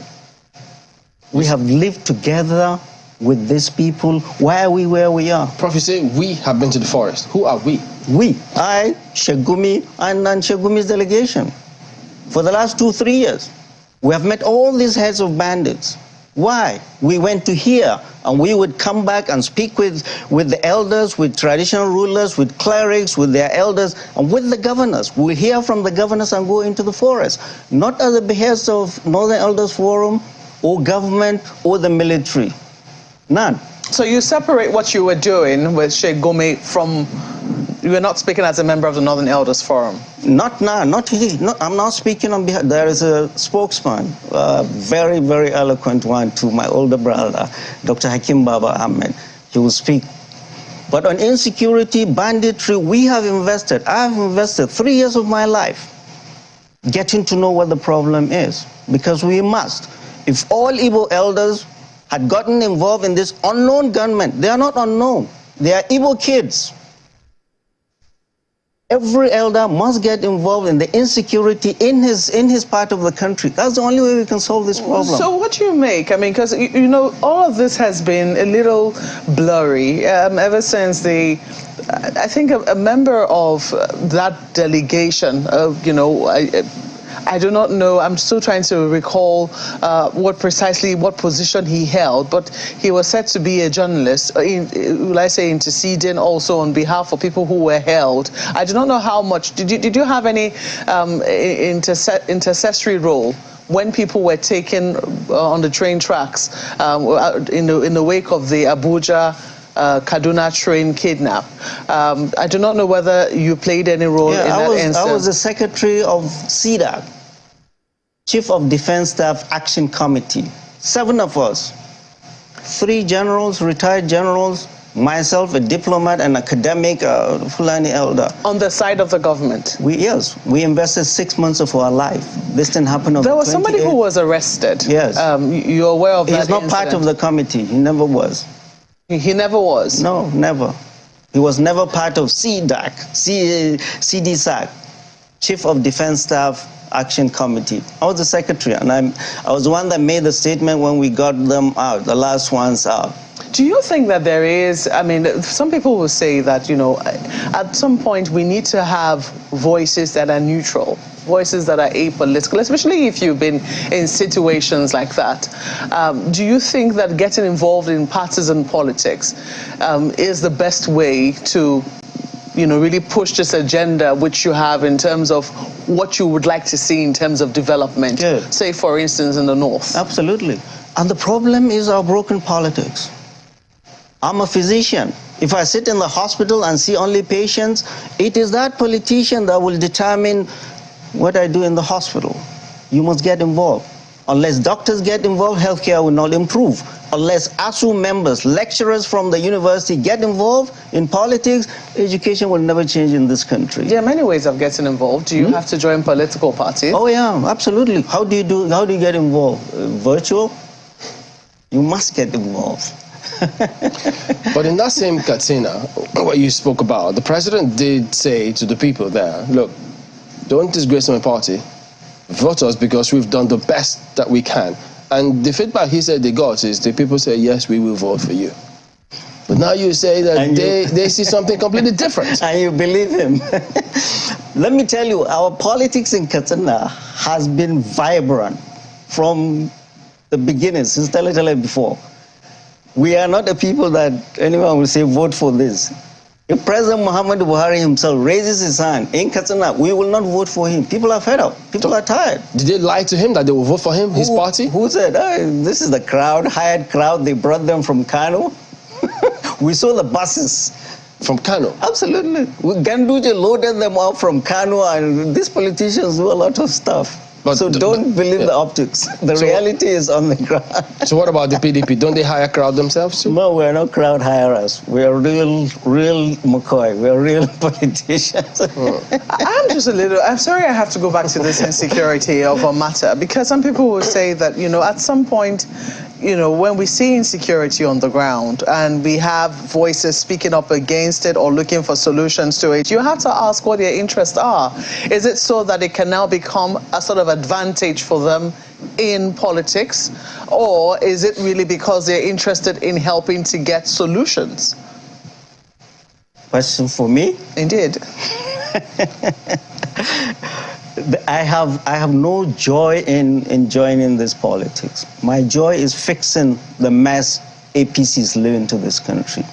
I have seen, first time, this is not somebody coming and telling me. A third of my state is under siege. I have never seen as much poverty as I have seen. Each time I go to Katsina, I come back, I'm heartbroken.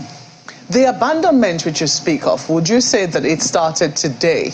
Is it something that happened under the last 7 years, or is it something that has been building up over a while and maybe got to a head in the last 7 years? Yeah, it's a broken politics. I mean, it's a broken politics.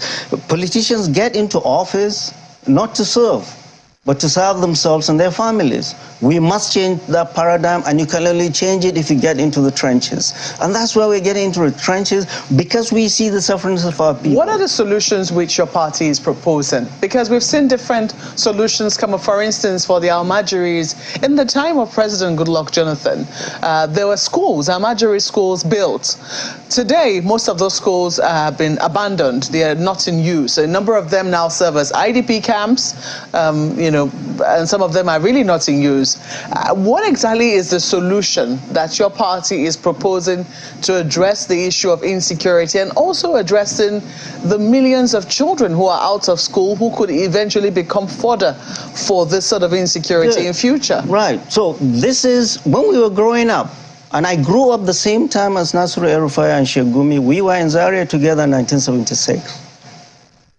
We didn't have flyovers. Leaders of that time invested in us. That's why I'm able to come to this studio and talk to you in big English. They invested in us. These were leaders we still pray for. Leaders of today, they don't have human investment. What they invest in is flyovers and tarmac. Do not invest in people. Out of school children, 20 million out of school children. 80 million of them are up across over the Niger, us here. The Minister of Education himself, Adamu, said he's not proud of being the longest serving education minister because he's not been able to reduce that. So you have poverty, you have out of school children, you do not invest in poverty. Instead of waging war on poverty, you're buying billions of dollars worth of Tucano jet. You can never bomb grievances or poverty. Let's bring in our colleagues in Lagos. Thank you, Chamberlain. Prof, to take up from where you just stopped now, wouldn't you say that we had the solutions right in our faces, but we've just been looking at a different place? I say that in the light of the comments you made about governors. Governors have responsibilities, but it would seem like most of the time we over-focus on the presidency, the responsible. Whose job is it, for instance, to ensure that primary education goes the way it ought to go, secondary education goes the way it ought to go, as opposed to the universities? Wouldn't you say, for instance, that in terms of taking children back to the schools, the governors, the state governors, 14 of them members of your party, the PDP, have their own responsibilities?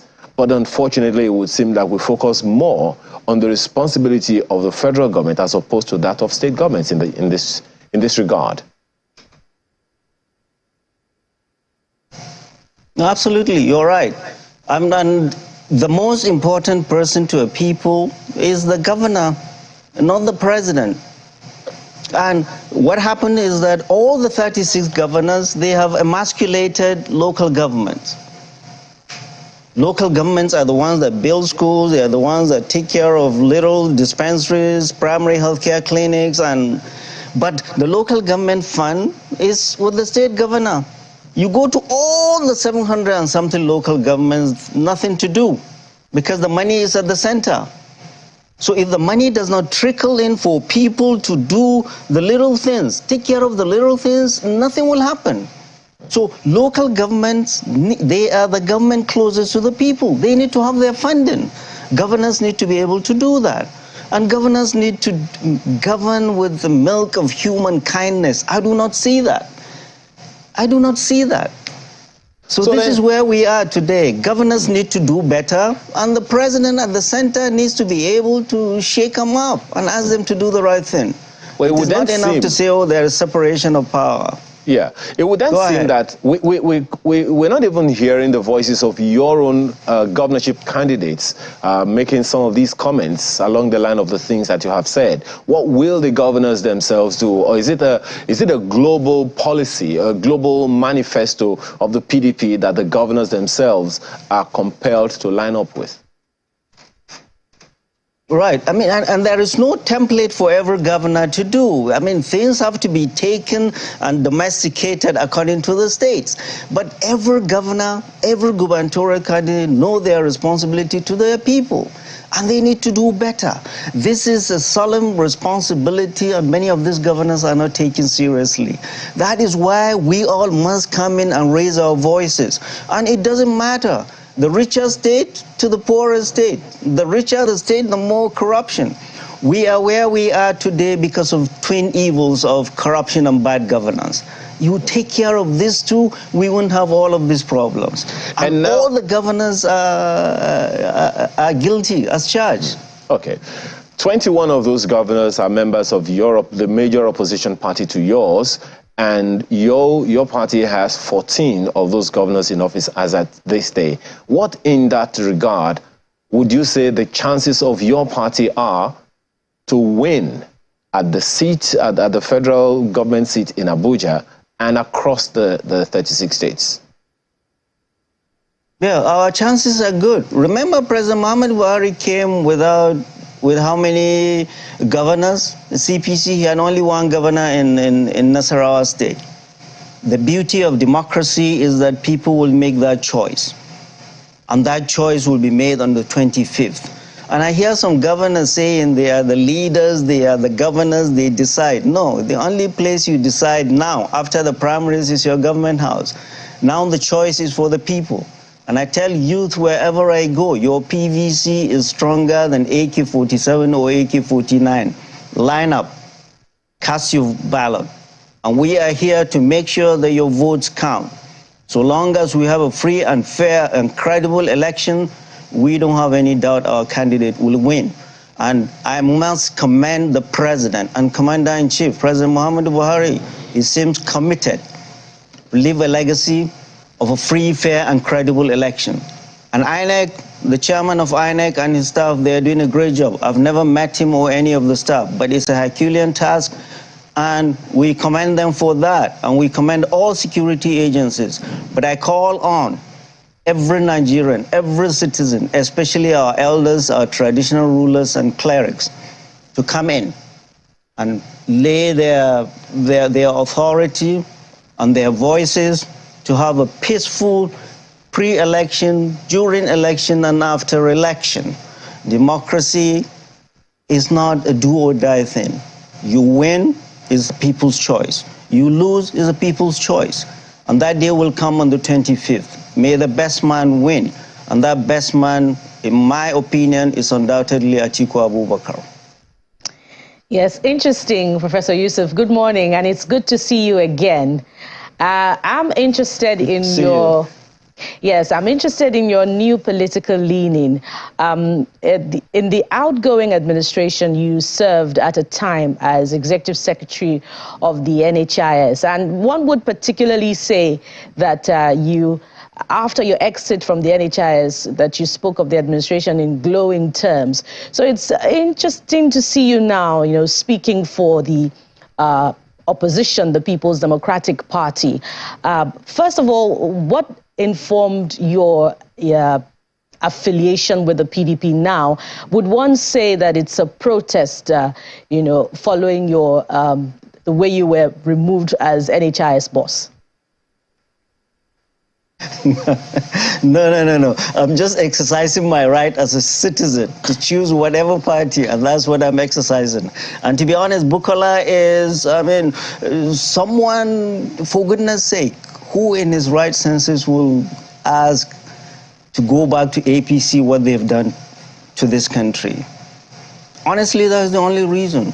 The reason is APC is not going to be a choice for Nigerians. They have put this country in a ditch.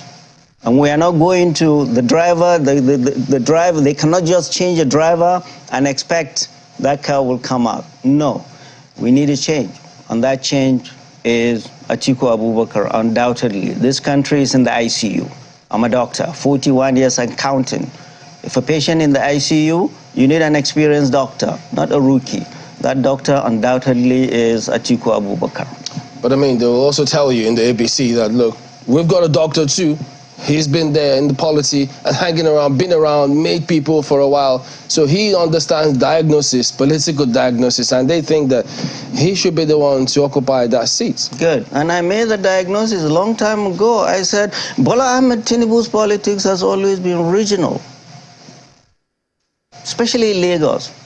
Why is the Alpha and Omega? Nobody challenges him. Yes, he's built people. He has no experience on the national front. And his inexperience is showing. In the north, he's not talking to people in the north. How so? He's subcontracting.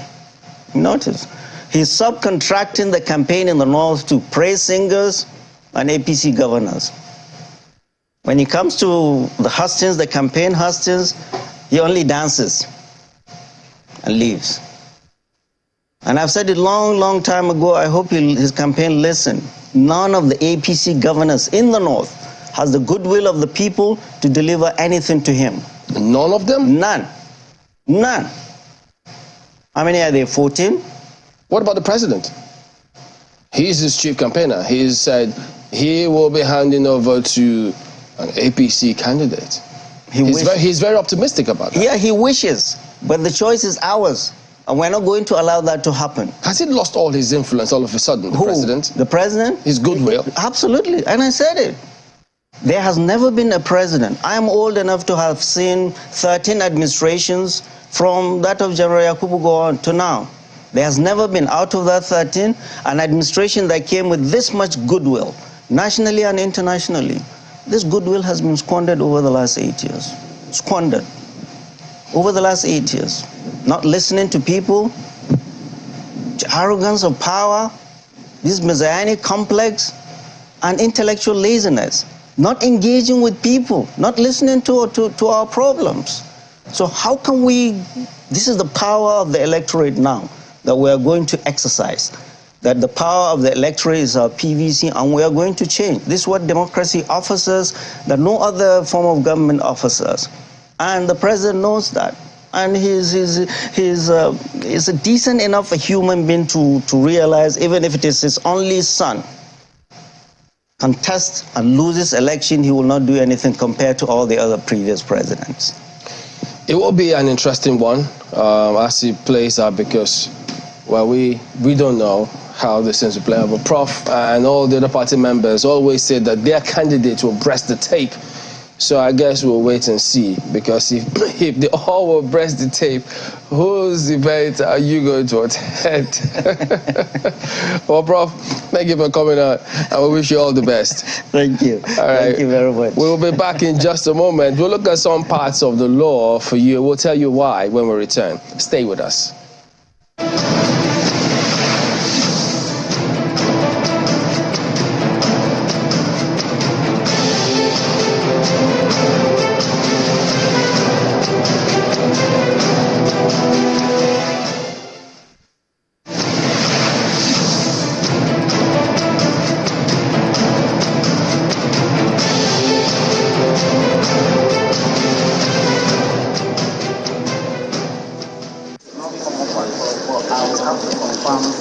The Supreme Court comes alive as the battle for who is the authentic candidate of the All Progressives Congress for Yobe North Senatorial District takes center stage.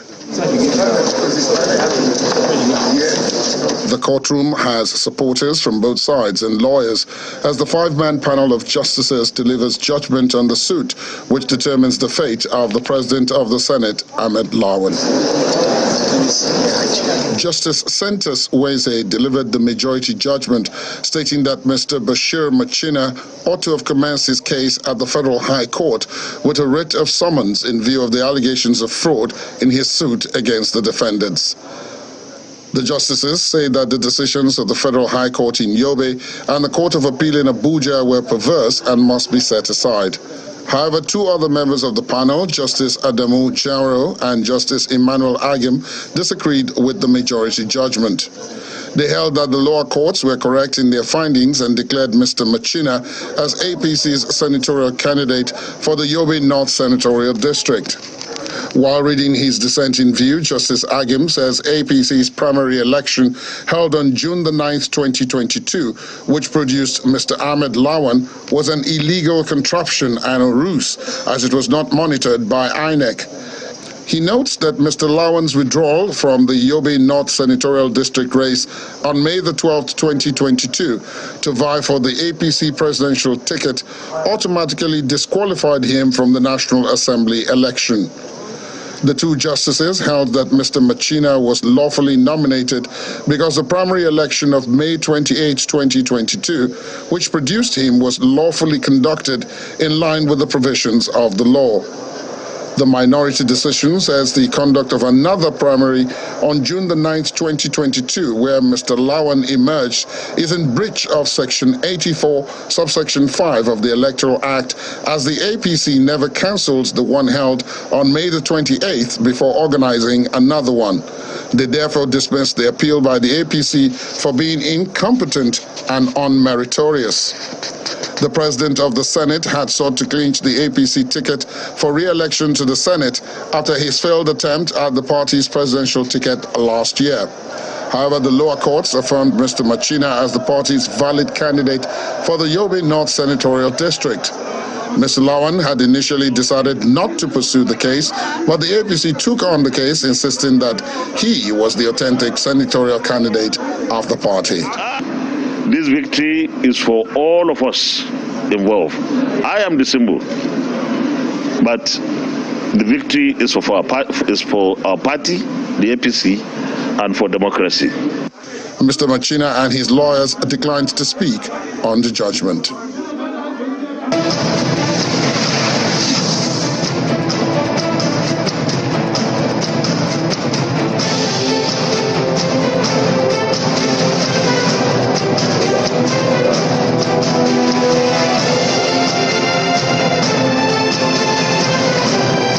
Welcome back to the 2023 verdict, and as you've seen that, we've got Mr. Kemasode Nwodu, who is a senior advocate of Nigeria and former Attorney General and Commissioner for Justice for Bayelsa State. Good morning. Thank you for coming on today. Good morning, viewers. We know how hugely important it is to be on the right side of the law. We also have seen that the courts are playing and will play a very important role in these elections, either for the February 25th one or March or any other one at that, because several cases are before them which will impact one way or the other on these elections. You have been taking a look at some provisions of the law, both with respect to the Electoral Act and the Constitution, and you say that there are some clauses that are worthy of note that we should pay attention to, because we may have looked at it perhaps, we're taking it with a pinch of salt or not paid as much focus as we ought to. And the first of them, one of which is the on the Electoral Act, accreditation of voters and voting. Now, Section 47, we identify Section 1, 2, and 3 of that Section 47 of the Electoral Act, which you also pointed out. So we'll read through it, and then you take us through what your concerns are, as we will do some other selected portions of the Electoral Act 2022 and the 1999 Constitution. But if we look at the one that is on screen right now, Section 47 of the Electoral Act 2022, which says, a person intending to vote in an election shall present himself with his voter's card to a presiding officer for accreditation at the polling unit in the constituency in which his name is registered. 2, to vote, the presiding officer shall use a smart card reader or any other technological device that may be prescribed by the Commission for the accreditation of voters to verify, confirm, or authenticate the particulars of the intending voter in the manner prescribed by the Constitution. Now, take a look at Section 3, guys. Pay attention to Section 3. Where a smart card reader or any other technological device deployed for accreditation of voters fails to function in any unit, and a fresh card reader or technological device is not deployed, the election in that unit shall be cancelled and another election shall be scheduled within 24 hours if the commission is satisfied that the results of the election in that polling unit will substantially affect the final result of the whole election and declaration of a winner in the constituency concerned. Well, Mr. Modu, everybody would have thought this is pretty straightforward, but you don't think so, do you? The provision itself is straightforward, but in the implementation, there appears to be some issues, because by those provisions, particularly sub 1 and 2, accreditation must be by means of a technological device or a smart card reader. And INEC, of course, has complied with that by introducing the BVAS. But the issue is that beyond this procedure prescribed under the Electoral Act, INEC, in paragraph 19E, 2 and 3 of its guidelines and regulations for the conduct of the elections, has reintroduced manual accreditation, because it says upon the presentation of the PVC of the voter, the electoral official there would go through the manual voters register and then confirm that the serial numbers, although the relevant numbers are in order, and then tick it before the person can proceed to go and cast his vote. No, before the person can proceed to accreditation. To cast his vote. That's the accreditation. The first procedure is the voter would present his voter's card to the person with the BVAS. The person with the BVAS will go through the accreditation process. Once he satisfies himself that the person is duly registered, because the voter's register has been fed into the BVAS, it has access to it. So once that process is over, the person will be shifted to another APO 1 or 2 who has the voter's register, the manual voter's register. And the person will go through that manual voter's register to confirm the name of the person, they confirm whether the number on the PVC is the same with the number on the register, and pictures and all the relevant details before the person will be allowed to go and cast his vote. And that is contrary to the provisions of the Electoral Act, because the National Assembly has, in its wisdom, done away with manual accreditation. So accreditation must be by means of a technological device. And it was done in that manner to eliminate the delay occasioned in the voting process by the use of manual register. It takes time. And that's why in many places we used to see instances where they'll be voting till almost nightfall. That's your argument. Some people say, it's in the law. No, just a moment, sir. That's your argument. Your argument is that that provision was put there to do away with delay. But some people will say that no, the provision of the BVAS or a smart card reader was to ensure that only the people who truly registered in that polling unit are the people who came there. Because in the past, we used to hear that almost all the names will be ticked in a polling unit, and maybe palm kernel, nuts, etc., will be used to, thumbprint in some instances, or mimic the thumbprint of a human being.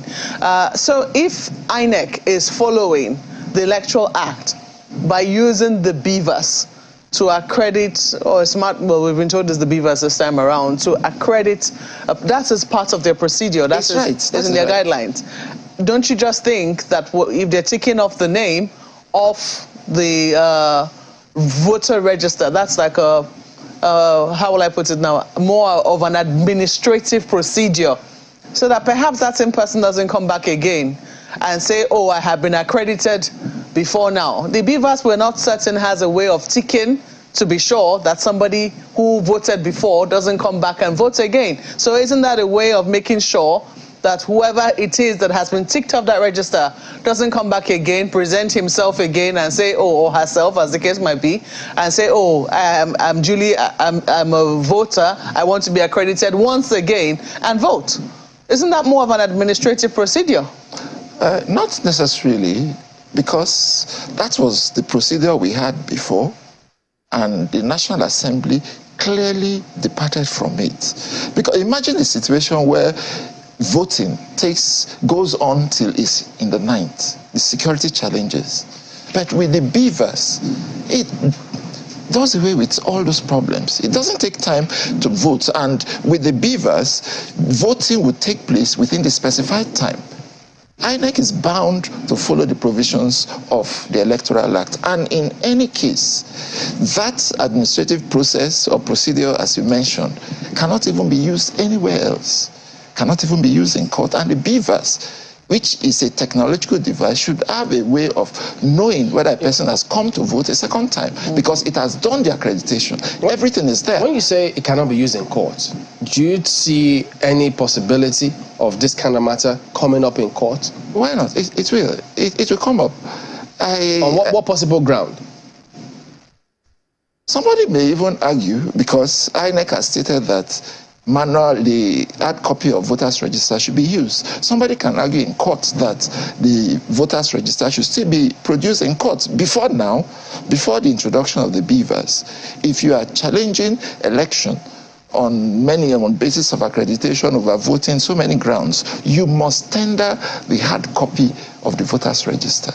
But in the present system, it's not relevant. You can't even use it in court because it's contrary to the provisions of the Act. There's no provision in the Act that enables or authorizes INEC to use manual accreditation. That's by use of the some people will say that your use of words might be a bit misleading when you talk about manual accreditation, because there is no manual accreditation. That's what it means. No, there isn't any manual accreditation. And I'm just a little curious, because we've seen, this is not the first time that the beavers is being introduced. Yes, this is the first time it's going to be used in a general election, but we've seen its use in 3 different off-cycle elections. Yes. In the elections in Anambra, in the elections in Ikiti, and the elections in Osun. And there has been no question from any of the political parties about this issue which you're raising about manual accreditation. There's been no issue. So from where is this coming from, sir? We're lawyers. And a lawyer can look at a particular law and see what others are not seeing. Some may see it and may not raise it, but this is critical, because apart from any other thing, it costs a lot of money to print that manual, the hard copy of the voters register. You have almost 200,000 polling units, maybe 180, 190,000 polling units in the country. Assume that they spend 2,000–3,000 to print voters register for each unit. You are talking of like 500, 400 million naira.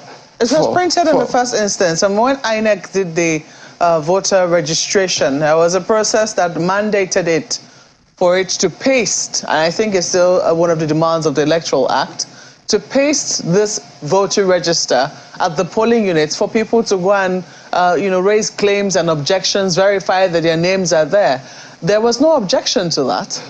One point that I need to make clear is that the Electoral Act recognizes 2 forms of voters register: the electronic copy and the hard copy.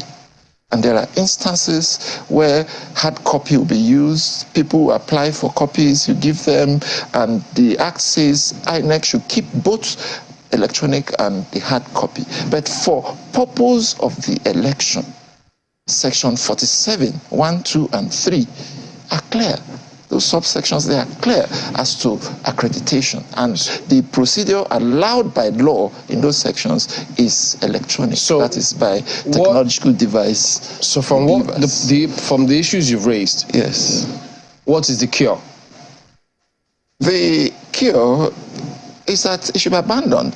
The paragraphs 19E, 2, and 3 of the INEC regulations are unlawful. They're illegal. They are contrary to the provisions of Section 47 of the Electoral Act. How is this going to affect the elections? Nothing. If they abandon it or not? No. If they don't abandon it and they go on with elections and there are delays in the conduct of elections, the election proceeds until it's dark We know the problems associated with that in collation, moving materials. But if they stick to what the law has prescribed, has provided, election will finish at 2:30. They've conclude the vote, the counting, and they go for the collation. Let's look at another section here, section 73, which has got to do with forms for use at accreditation. 173(1) says, the forms to be used for the conduct of elections under this act shall be determined by the commission. 2, an election conducted at the polling unit without the prior recording in the forms prescribed by the commission of the quantity, serial numbers, and other particulars of result sheets, ballot papers, and other sensitive electoral materials made available by the commission for the conduct of the election shall be invalid. What can the consequence of this be? It's a new provision in our electoral jurisprudence, and is very important because an election in a polling unit can be challenged on this basis, because it says if the relevant details, particulars of the sensitive electoral materials are not recorded in the prescribed form prior to the election in that polling unit is invalid, which means INEC must ensure that it complies with that provision. And I've gone through the INEC guidelines and regulations a couple of times, and I do not think that sufficient attention has been paid to this provision of section 73(2), that is in terms of the implementation. Because of its importance, I think that that form ought also first to be signed by the polling agents, like they sign the result sheets, and uploaded. Because in my opinion, even at collation, there cannot be, collation cannot commence without the collation officer seeing that form. Because the law says that the election in the polling unit is invalid if the details are not recorded in the form. So the first duty of a collation officer is to call for that form. Were electoral materials distributed? Yes. Where is the evidence? Did you record it in the form before the conduct of the election? Yes. I want to see the form. That is the beginning. He sees the form. Okay, so where are the results? You bring the results. And I'm taking it even a step further, which is that let's take a scenario in a collation, maybe ward collation center, and a polling agent of a party says in one particular unit or in several units that form was not used, and the collation officer refuses to produce it, or for one reason or the other the form is not there. The party that polling agent is representing can, in an election tribunal, raise that point. If INEC later in the course of proceedings in the election tribunal produces that form, I'm sorry, I'm yet to really understand what the issue is. Can I just read it again? I think is section 73 sub 2. Yes. It says an election conducted at a polling unit without the prior recording in the forms prescribed by the commission of the quantity, serial numbers, and other particulars of result sheets, ballot papers, and other sensitive electoral materials made available by the commission for the conduct of the election shall be invalid. Yes. It's talking about, okay, without prior recording in the forms prescribed by the commission. Yes. What exactly is the problem with this one? Is there a problem here? There's no problem with it. I'm explaining the purport and importance of that procedure in the electoral process. But assuming they don't even comply with this, would it be sufficient to invalidate any election if they say, well, there was substantial compliance? The Electoral Act is very clear. The provision you read says the election will be invalid. Wow. It says it will be invalid. All right. So, and that's why I was explaining before. Maybe for the election in that polling unit? Yes, polling unit. Of course. Polling unit is polling unit. It's not the overall election. The election in the polling unit. And if it happens in more than one polling unit, the same... if it happens in all the polling units, the election is not long. Okay, let's go to Lagos. Thank you, Chamberlain. Mr. Ward, I'm trying to understand, the consequence that you're bringing out also from Section 47 of the Electoral Act, but if you could articulate that, after you also answered this, from this one, Section 73, if we could tie it to other concerns expressed about the presence still of the human element in the conduct of the electoral process in its entirety. Some are wondering why, if the BVAS can authenticate the personal information details of the voter, that's the thumbprint and the facial features of the voter, why shouldn't the BVAS do same, for the voting process instead of, the voting process to continue manually? Because the concern is that the human element is subject to manipulation. So if you could speak to that and, talk about the consequences that could possibly arise as a result of this, and then probably share with us what really are your concerns about, the Section 47, paragraph 19, which you raised of the guidelines. Are you saying that there is a possible manipulation of that process as well, which my colleague explained to be just a checkout of the accreditation, which has already been done, using technology? All right, thank you very much. First, I deal with the issue of electronic voting. INEC cannot proceed at this point with the electronic voting because the necessary legislations have not been put in place. But an aspect of it which has to do with accreditation has been dealt with by the use of the BVAS, or, as the Act says, other technological device. So that aspect has been dealt with. Then, back to Section 47, 1, 2, and 3. That is the accreditation process.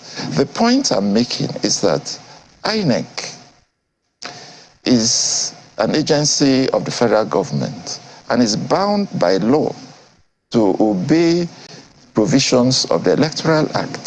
So if the Electoral Act has said this is what must be done, that is, accreditation must be by the use of a smart card reader or a technological device which INEC has brought, that is BVAS, so be it. They are bound by it. They cannot, based on their own discretion, add something which the law has abolished. The law has abolished manual accreditation, and which is the use of the hard copy of the voters register. You look at it, you take the time it takes, it wastes a lot of time and it's expensive. That has been done away with. Have I answered? Is there anyone I omitted to answer? Well, if there is anything else, I'm pretty sure we're going to come to it. But let me quickly take you up on something a little different. And it's Section 65 of the Electoral Act of 2022. I'm just afraid that there might be some confusion about that. Look at it says the decision of the returning officer shall be the final. The decision of the returning officer shall be final on any question arising from or relating to unmarked ballot paper, rejected ballot paper, and declaration of scores of candidates and the return of a candidate, provided that the Commission shall have the power within 7 days to review the declaration and return where the Commission determines that the said declaration and return was not made voluntarily or was made contrary to the provisions of the law, regulations, and guidelines and manual for the election. Don't you see a possibility of some form of confusion that could arise? Because on the one hand, a declaration has been made, and then it could come back 7 days after to say, sorry, we made an error.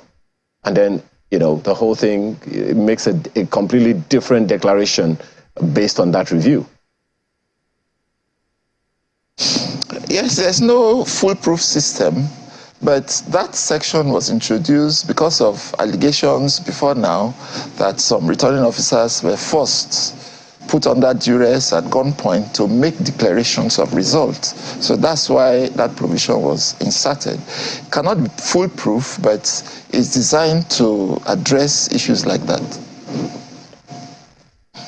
I don't understand. I mean, so what happens if there is contestation of that same review of INEC? Yes, you go to tribunal.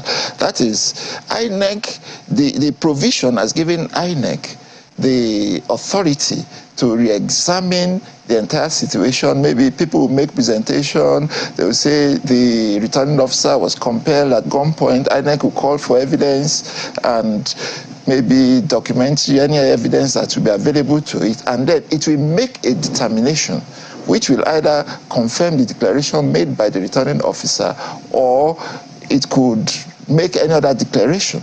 And once that declaration of result is made, that becomes the result of the election, which could be challenged in an election tribunal by any candidate that is not satisfied with the decision of INEC on the matter. Is clear? Well, I believe it's clear for Ayo. Mr. Wodu, let's go to section 134. It'll be interesting to know your thoughts there. Of course, concerns have been expressed by Senior Advocate of Nigeria, Mr. Agbakoba, in the past, asking for INEC's interpretation. I want you to give us some bit of clarity, and I'm just going to read it for you. Section 134, subsection 2A says, a candidate for an election to the office of president shall be deemed to have been duly elected where there being more than 2 candidates for the election. A, he has the highest number of votes cast at the election, and B, he has not less than 1/4 of the votes cast at the election, each of at least 2/3 in all the states in the federation and the federal capital territory. Is this the same as having scored 2/3 majority in 25% rather in 24 states? Is it the same? Okay, first I must say that the provisions of section 134, particularly 2, 3, 4, are not very clear. First, in the first instance, as a first election, in my understanding of that provision, that is 1342 of the Constitution, is that a person can only be declared the winner of an election, that's a presidential election, if 1, he has the highest number of votes, and then 2, he has at least 1/4 of the votes in 2/3 of the states of the federation, and then 3, he has 1/4 of the votes in the FCT. All these 3 conditions must be met. Without meeting any of these 3 conditions, a person cannot be declared to be the winner of a presidential election. And that will lead to the conduct of what the Constitution calls a second election. That is under section 134, 3, and 4. And the major problem there, particularly with the second election, is the choice of the candidates that can participate in that election is not clear at all. The Constitution says 2 candidates shall participate in that second election. With the first, there's no problem, because the first is the person with the highest number of votes, the majority of votes cast in the election. There's no problem with that, but there's a big problem with the choice of the second candidate in that election. The section says the second candidate shall be the person with the majority of votes in the highest number of states in the federation.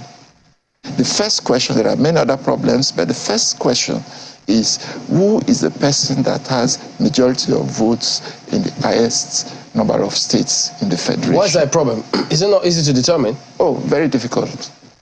How so? I can give you an example. There's candidate G. Yeah.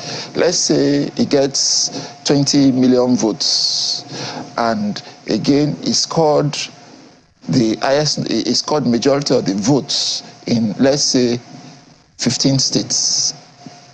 Then there's candidate F, who scores a total of, let's say, 25 million votes. And he has majority of votes in the first one. Did I say 20 states? 15 states. Okay, this one now, he has 25 million votes total and has majority of votes in 13 states. Who is the candidate with the majority of votes in the highest number of states? It's difficult. But that makes them the candidate. That makes them immediately the candidates to do a runoff. No, the first one is there. The first one is a person that got the majority of lawful votes. That is the majority of the votes cast in the election. So the problem is the choice of the second candidate. And from the example I gave, it is the man with less votes, less overall votes, who had 20 million votes, but with majority of votes in 15 states. That will be the second candidate. But some people will say that maybe the problems should present themselves first. I'm interested in a reading of 2 subsection B. There's still another part of it, which I will paragraph continue. B, yes, which says after talking about how he must have the highest number of votes, I don't know why the Electoral Act, the Constitution, always uses, beg your pardon, the Constitution always uses he has the highest. Maybe they already know that they're going to be men. He says he has the highest number of votes. When they say he, it means both. Both, okay. Fair enough. He has the highest number of votes cast at the election, and he has not less than 1/4 of the votes cast at the election each of at least 2/3 of all the states in the Federation and the Federal Capital Territory, Abuja.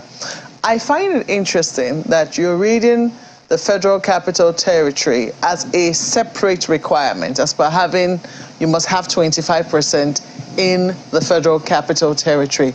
You're not reading it as a part of the state, as a part of the general 2/3, because some people would have said, if the Constitution was going to include the Federal Capital Territory as one of the states, in what other language would it have done it than this?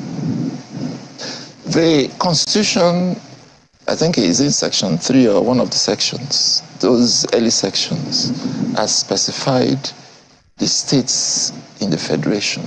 They are expressly mentioned, and FCT is not mentioned as one of the states. And the expression used in this provision is states. Since FCT is not a state, FCT cannot be considered when computing 2/3 of the states of the Federation. So to be declared a winner of the election, the candidate must secure 1/4 of the votes in the FCT to win. That's what I'm saying. So in 2/3 of the states, yes. Perhaps including the Federal Capital Territory. Separate. Federal Capital Territory for reasons of this provision. Yeah, assuming this and the were changed to including the Federal Capital Territory, would it change how this is being read? I'm just wondering. Maybe that's if it's amended, but for now we are dealing with the provision as it is. And this has got to do with election, that is, it says here, for 2 or more candidates. Now, it turns out, so if this presents itself, you're suggesting we will have a challenge on our hands. In fact, I will explain a little bit further, but I have very serious fears that should that situation arise, and by any misfortune, INEC wrongly interprets the provisions of the Constitution and allows a candidate who ought not to participate in the second election to contest that election. problems we may have on our hands are better imagined. Imagine a situation we have about 3 or 4 main presidential candidates. And for the first time, I think, in this present political dispensation, it's not too clear whether any of the candidates will meet the constitutional requirements in the first election. It's not too clear. So it looms large that there could be second and possibly third election. Are we prepared for it? And I must say that INEC, unfortunately, has already misinterpreted these provisions. This provision? Already. This particular one or all of them? This particular provision. How so? Relating to second election in paragraph 64 of the guidelines. In paragraph 64 of the INEC guidelines, it has stated that in a presidential election where 2 or more candidates have the highest number of votes, it can be read.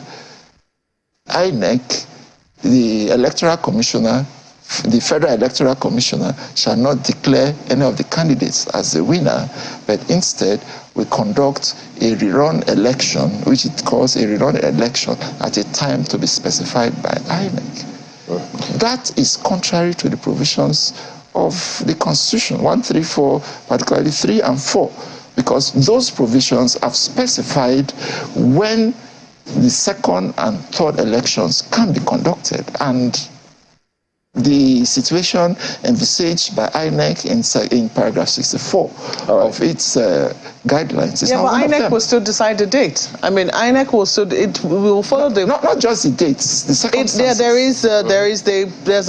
There should be a time frame, but the particular date, it is INEC that will select it, isn't that correct? Yes, there's a time frame and INEC will select it. But it's not just about the time frame. The circumstances under... surrounding that. Yes, under which a second election can be conducted. And indeed, I would call for an urgent amendment of the provisions of this section, section 134 of the Constitution. So time there you is go. short, but they need to deal with it because the problems that could arise from it, I better imagine, they could be very serious. All right, we do thank you very much indeed. Keg of gunpowder. Mr. Kemaso Demogu is a senior advocate of Nigeria, former Attorney General and Commissioner for Justice for Bayelsa State. Thank you for your time here today. So those are some of the sections he considers worthy of note for also, but we may take a comment or two from you out there. But this first tweet comes through from Taiwo Olokbade, who is equally concerned about these elections because he's saying he hopes that these elections will hold, given the cash crunch, the Naira challenge, the cash swap, and all of these challenges that are staring us in the face, and hoping there will be a violence-free elections. Thank you, Taiwo, for your comments. Well, Festus Akimboyewa says, while political violence is condemnable, the candidates must not create tension by their actions. INEC, security agencies, and voters must live up to their responsibilities during and after the 2023 election so we can have a peaceful and credible elections. Hashtag 2023 verdict. Well, Olagunju Oladele says political tolerance should be encouraged. Elections come and go, and so do politicians. No political party has a monopoly on violence. Extremism is dangerous, irrespective of which end of the political spectrum we believe to be best. The country belongs to us all. Law Alpha Cross says what INEC requires and expects from all stakeholders and all well-meaning Nigerians is tacit support for all of its guidelines and activities to ensure peaceful and credible polls. Let political office seekers and their vociferous supporters shun desperation. Well, you may even be taciturn about your tacit support. Nothing wrong with that, but who knows? That is the show today. We do thank you all for your comments and for watching, excuse me, as well. Just losing my voice here. Well, we'll see you tomorrow. I'm Train Belanuso. Goodbye. That voice goes nowhere. We'll be giving him some hot tea right after the program. Thank you so much for watching. I'm Maokwe Ogunyusi, wishing you a very productive week. Indeed, from this side of the divide, we thank you for sharing your morning with us. We'll be back again tomorrow and throughout the week. I am Bukola Samuel Wemimo. If you do not know your polling unit this week, begin the search. It's not so difficult. I'm Aya Makinde. Have a wonderful rest of your day.